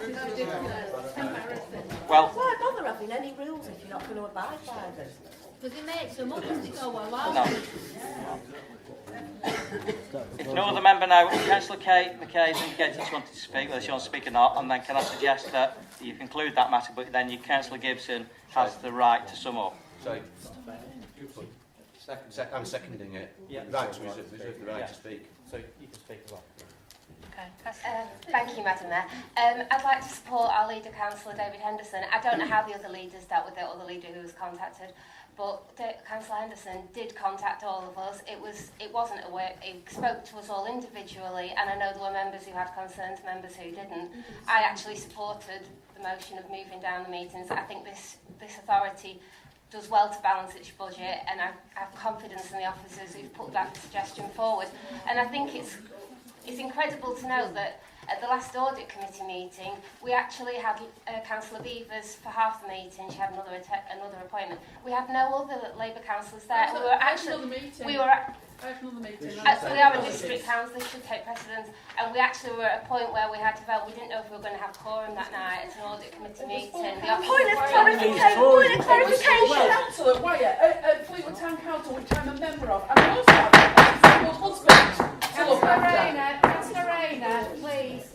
Can I just raise a point of clarification on that? For the last 6 years, I have been asking the audit committee try and not put the meetings on the same date as Fleetwood Town Council. I accept that they can't always abide by that because there's certain timetables, and therefore it then becomes a choice, and town councillors try and rotate. So I really resent that inference, Councillor McKay. Can we please, point taken and hopefully noted, Councillor Anderton, but can we please just keep it civil, please? It's the end of a long night. I'm going to sit here and be attacked. Well, I'm sorry. You can't be shouting across the chamber like that. You should be respectful. To do it though. It accused me of not turning up to the meeting. It's not an argument, Councillor Rayner. Councillor McKay, have you finished? Have you more points? I've not finished. I'll point notice. Thank you. It's now Councillor Fail as the seconder to Thank you, Madam Mayor. It's really disappointing that some councillors have chosen to ignore common sense and reject the proposed compromise that was put forward. But unless members support this second motion, councillors are effectively saying they think it's okay for non-members to determine how often members should meet. Paragraph 2 of the Council Procedure Rules in 4.01 of the Constitution, I will state again, does say ordinary meetings of the Council will take place in accordance with a programme published by the Chief Exec following consultation with the group leaders. It would be irrational to read into Para 2 that somehow publish means determine and publish. Seemingly, the words are being conveniently twisted in order to push this through. Should councillors reject this notice of motion, absurdly, councillors will not get a say on this matter at this time. They may well in April. They won't properly scrutinise the proposals, and they won't have got a vote on this now. And just to add, there hasn't been a thorough impact analysis on this, and there's been no declaration that the Cabinet and member allowances will be reduced accordingly. Perhaps that should be the next item on the next month's agenda, to reduce the Cabinet members' allowances accordingly to fit in with this. Thank you, Madam Mayor. Councillor Gibson, as it's your motion. I won't be long, Madam. Won't be long. Just a couple of points that Councillor Henderson and Councillor Michael Vincent made.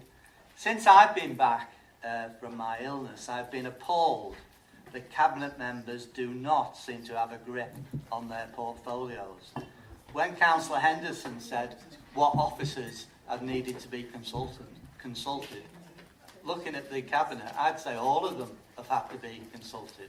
And especially Councillor Michael Vincent, when I asked him how much the local plan was costing, you think that'd be quite important, especially as it was nearer 600. Councillor Gibson, I'm sorry, can you keep your remarks to the things that have been said on this notice of motion? Oh, I thought please. The precedent was seen tonight that you could just... I was responding to Councillor Michael Vincent.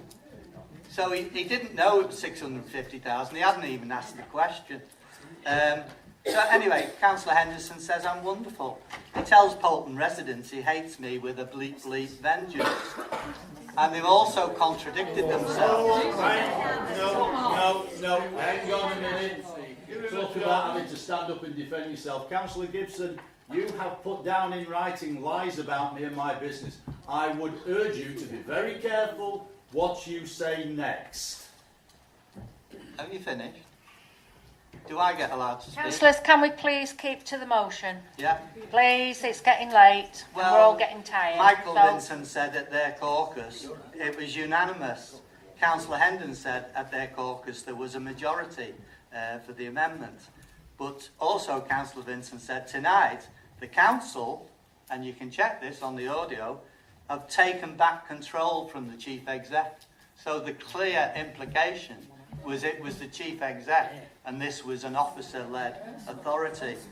And in terms of democracy, the notice of motion we put in, I had to put in last Wednesday before 12 noon, and that was before I'd even seen the agenda. So what's democratic about that? I'll just finish off, Madam Mayor. The solution to a lack of democracy is not less democracy, it's more democracy. And this notice of motion would protect the democracy we have at this council. Thank you. That concludes the debate, so we will move to the vote. Will those in favour of the motion please show? Can I have a recorded vote, Madam Mayor? Too late. No, it's not too late. Too late, we've already said it. It's not too late. It is.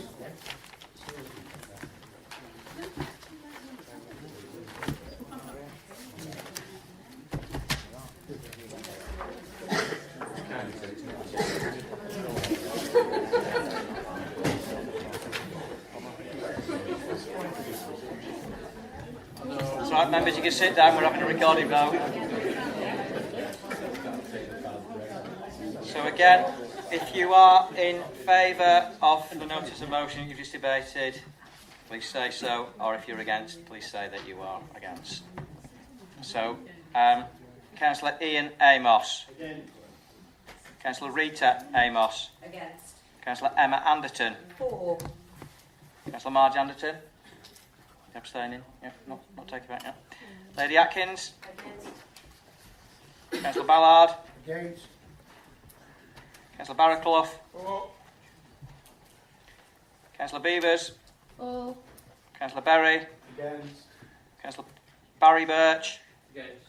Councillor Colette Birch. Against. Councillor Bowen. Against. Councillor Cartridge. Against. Councillor Catterall. Against. Councillor Collinson. Against. Councillor Ian Duffy. For. Councillor Ruth Duffy. For. Councillor Ellison. Against. Councillor Fail. For. Councillor Gibson. For. Councillor Greenoff. Against. Councillor Henderson. Against. Councillor Hodgkinson. Against. Councillor Holden. Against. Councillor Ibbison. Against. Councillor Ingham. Against. Councillor Jones. Against. Councillor Kay. Against. Councillor McKay. Against. Councillor Moon. Against. Councillor Murphy. Against. Councillor Orme. Against. Councillor Ormerod.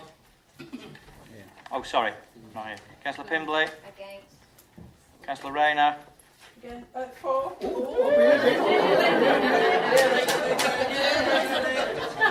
I take it that's a 4. Said it now.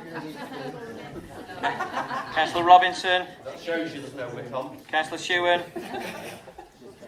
For. Councillor Smith. For. Councillor Brian Stevenson. For. Councillor Evelyn Stevenson. For. Councillor Ann Turner. Against. Councillor Sean Turner. Against. Councillor Alan Vincent. Against. Councillor Matthew Vincent. Against. Councillor Michael Vincent. Councillor Walmsley. Against. Councillor Wilson. Against.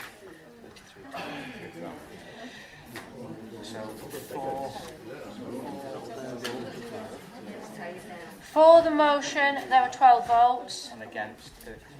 Against 33. The motion is therefore not carried. That concludes the debate on the 2 notices of motion on the programme of meetings. Yeah, next up. The next item is a report on the calendar of meetings for 2019-20. To be noted. Yeah, no, I've been having blood transfusion all day. I'm not feeling well now. Okay. Sorry, I think I've done very well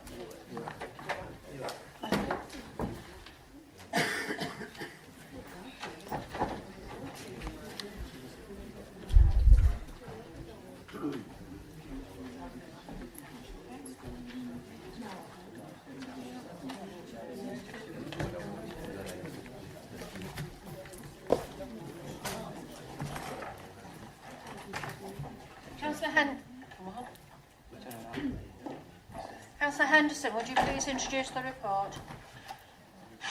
Thank you, Madam Mayor. Let's not go through it all again. The report is before the members. Are there any comments or questions for Councillor Henderson? He will have a chance to respond when all the comments have been made and the questions have been asked. Point of order, Madam Mayor. The report brought to this council breaches the Constitution. I will detail the rule in a moment, but I formally ask that the Mayor makes a ruling on this and bars this report from being put before full council. And with respect, as this is the Chief Exec's report, clearly it would be a conflict of interest for a ruling on this to be delegated to the Chief Exec. The rule breach is as follows. You will notice that paragraph 4.1, this has been brought to you under paragraph 2 of part 4.1 of the Constitution. As per the background notes of paragraph 4.1 of the report, this has been presented under that rule. But para 25 of the same part, 4.01 of the Constitution, makes it quite clear that Rule 2 does not apply to meetings of the Executive or committees. Para 25 states that all of these council procedure rules apply to meetings of the council. None of the rules apply to meetings of the Executive. Only rules 4 to 8, 15 and 16, 18, 19.1, 21, 22.3, 22.4, 22.5 and 23 apply to meetings of the committees and subcommittees. As such, the only calendar of meetings that can be brought to this meeting under Rule 2 are pertaining to full council. There is no vehicle to deal with cabinet or committee meetings. The report is therefore in breach of para 25 of part 4.01 of the Constitution. I ask that the report is withdrawn immediately. Thank you.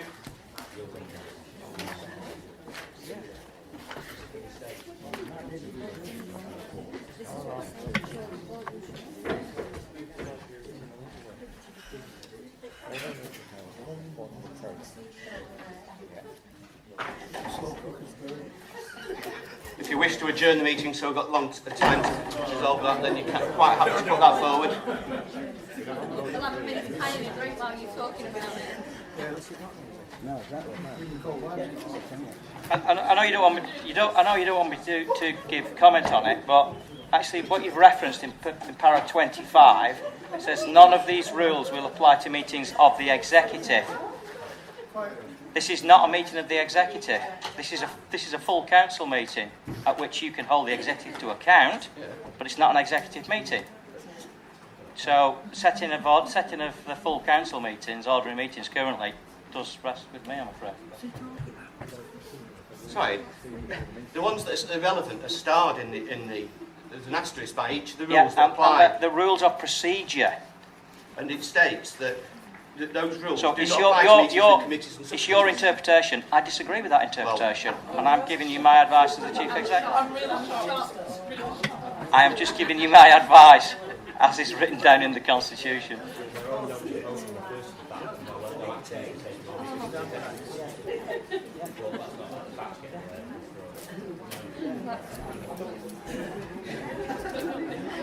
And this report is for noting, and you've already accepted that there was going to be a change to the Constitution brought back in April.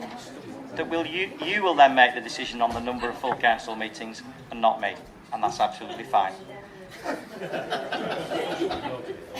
Can't wait, can you? The most of it full council, not the most of it cabinet.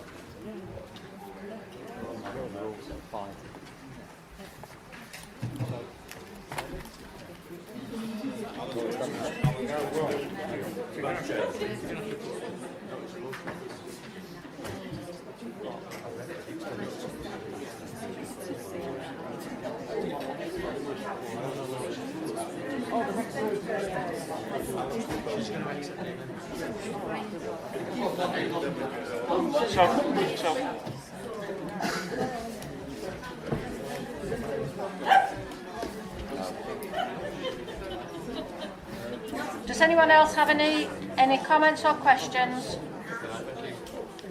No. The report is therefore noted. The next item is a notice on motion on universal credit. This motion has been submitted by Councillors Beavers, Hale, Shewan and B. Simpson and is set out in full under item 13 on the agenda. Councillor Beavers, would you please propose the motion? You have a maximum of 5 minutes to do so. Thank you, Madam Mayor. Hopefully you will all have read my notice of motion on universal credit. I know it goes on a bit, but there is so much to say, and I'm not doing that.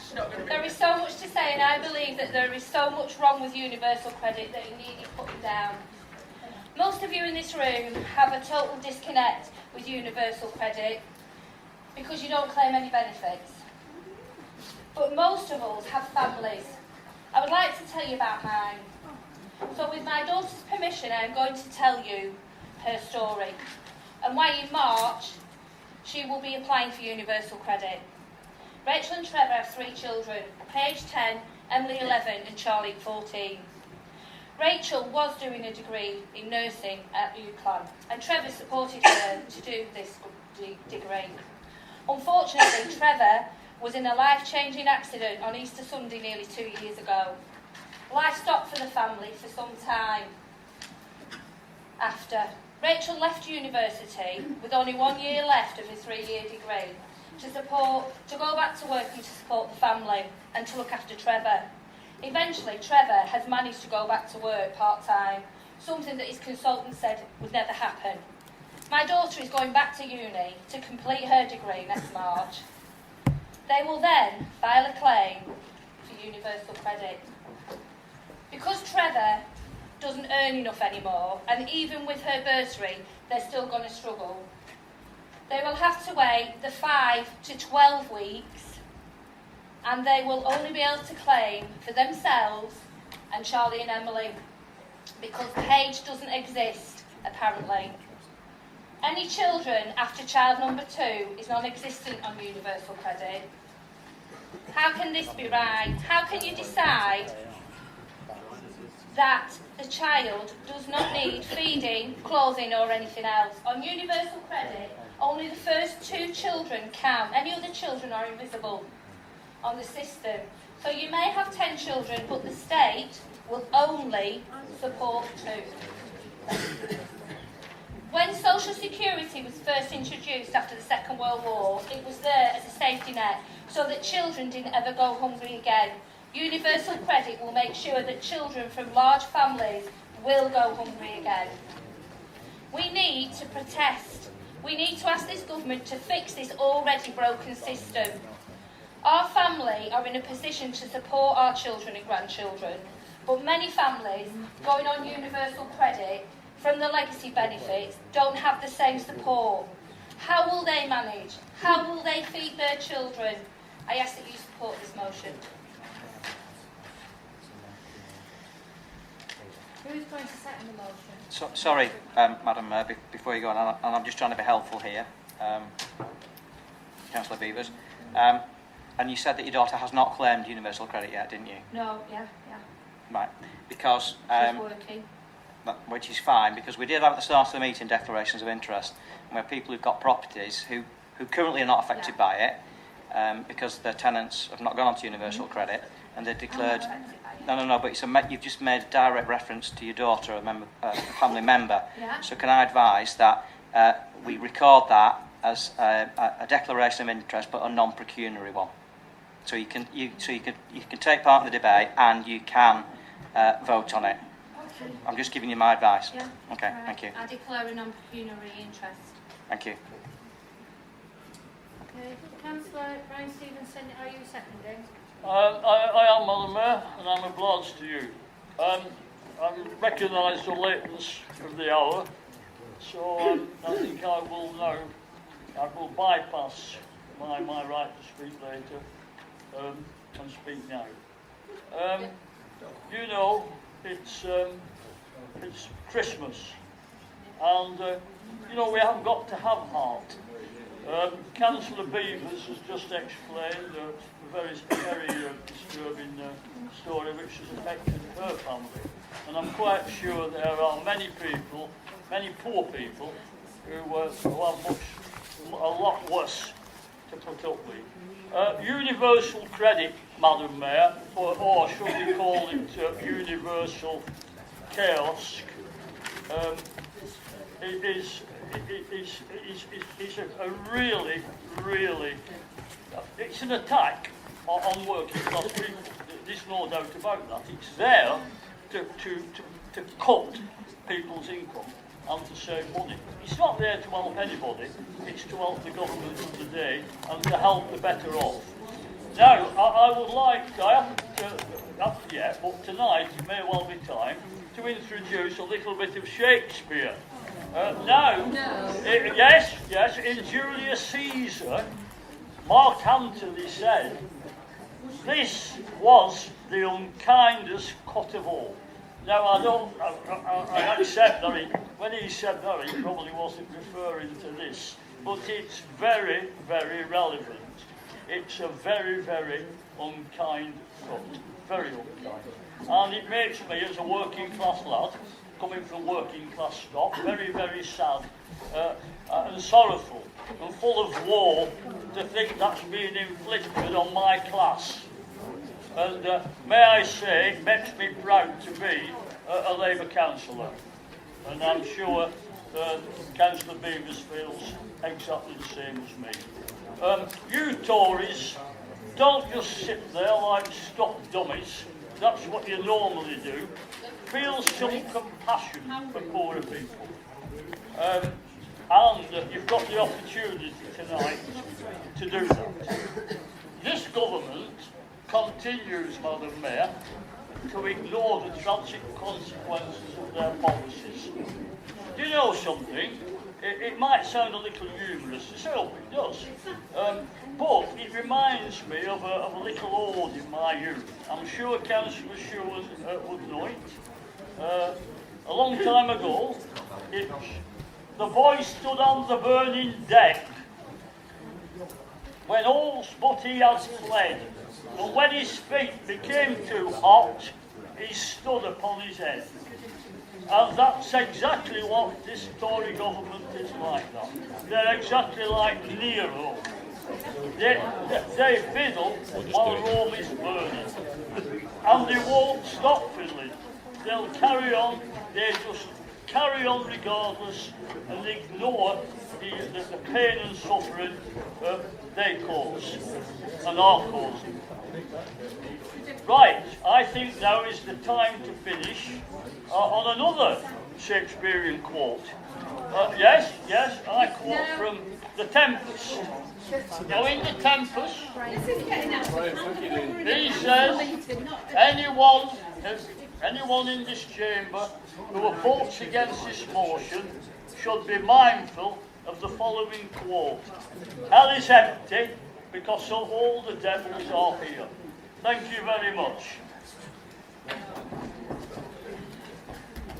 Okay, are there any other members who wish to speak for or against the motion or to propose an amendment to it? Please indicate. You'll have up to 5 minutes each.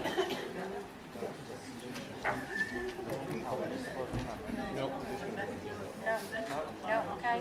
Councillor Beavers, as for the proposal of the motion, would you please like to respond before the vote? Nobody else speaking. Right.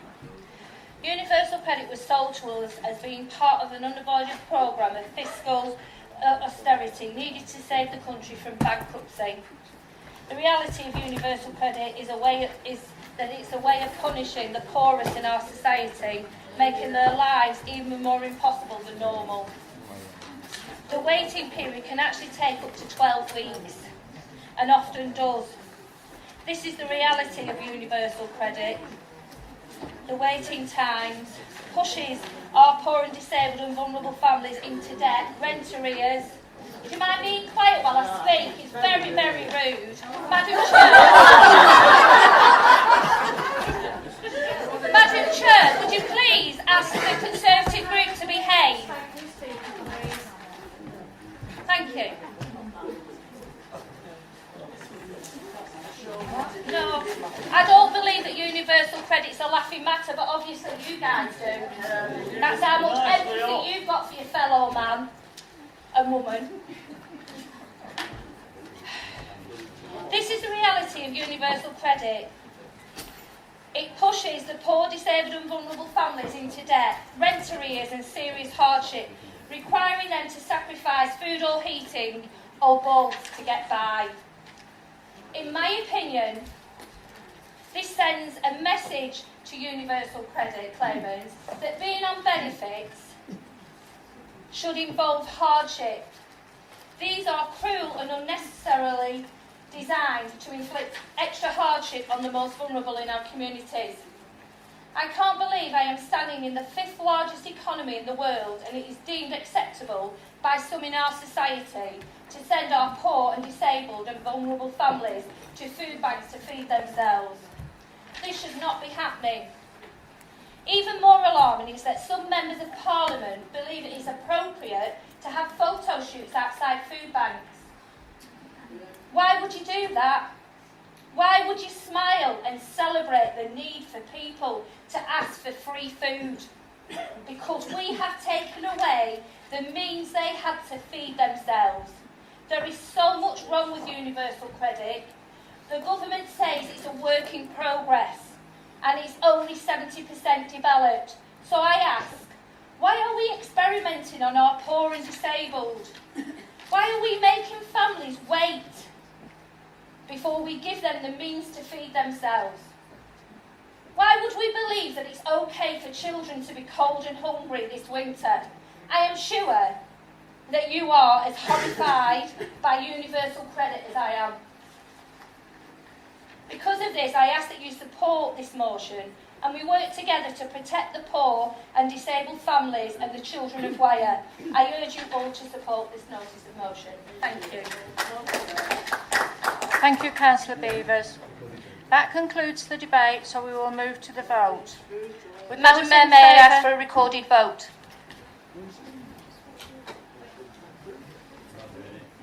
Thank you.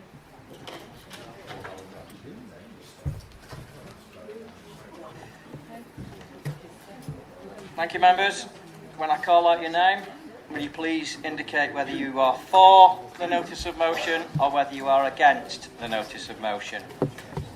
Councillor Ian Amos. Yes. Councillor Rita Amos. Yes.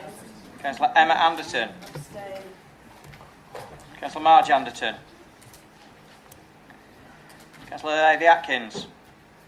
Against. Councillor Ballard. Against. Councillor Barraclough. For. Councillor Beavers. For. Councillor Berry. Against.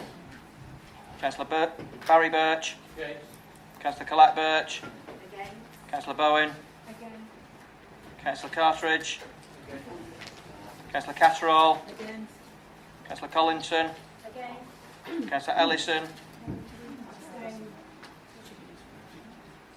Councillor Fail. For. Councillor Gibson. For. Councillor Greenoff. Against. Councillor Henderson. Against. Councillor Hodgkinson. Against. Councillor Holden. Against. Councillor Ibbison. Against. Councillor Ingham. Against. Councillor Jones. Councillor Kay. Councillor McKay. Councillor Moon. Against. Councillor Murphy. Oh, sorry. Okay. Councillor Orme. Councillor Pimbley. Councillor Rayner. For. Councillor Robinson. Against. Councillor Shewan. For. Councillor Smith. For. Councillor Brian Stevenson. For. Councillor Evelyn Stevenson. For. Councillor Anne Turner. Against. Councillor Sean Turner. Sorry, against. Councillor Alan Vincent. Against. Councillor Matthew Vincent. Against. Councillor Michael Vincent. Councillor Walmsley. Sorry, Councillor Walmsley. Councillor Wilson.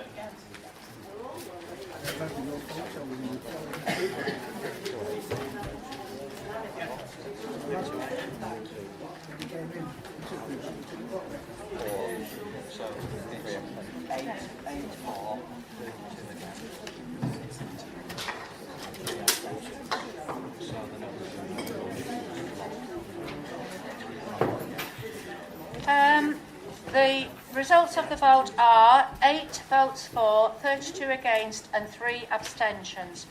The motion is therefore not carried. That concludes the business for the evening and the meeting is closed. Thank you all for attending. All councillors and aldermen are invited to join me.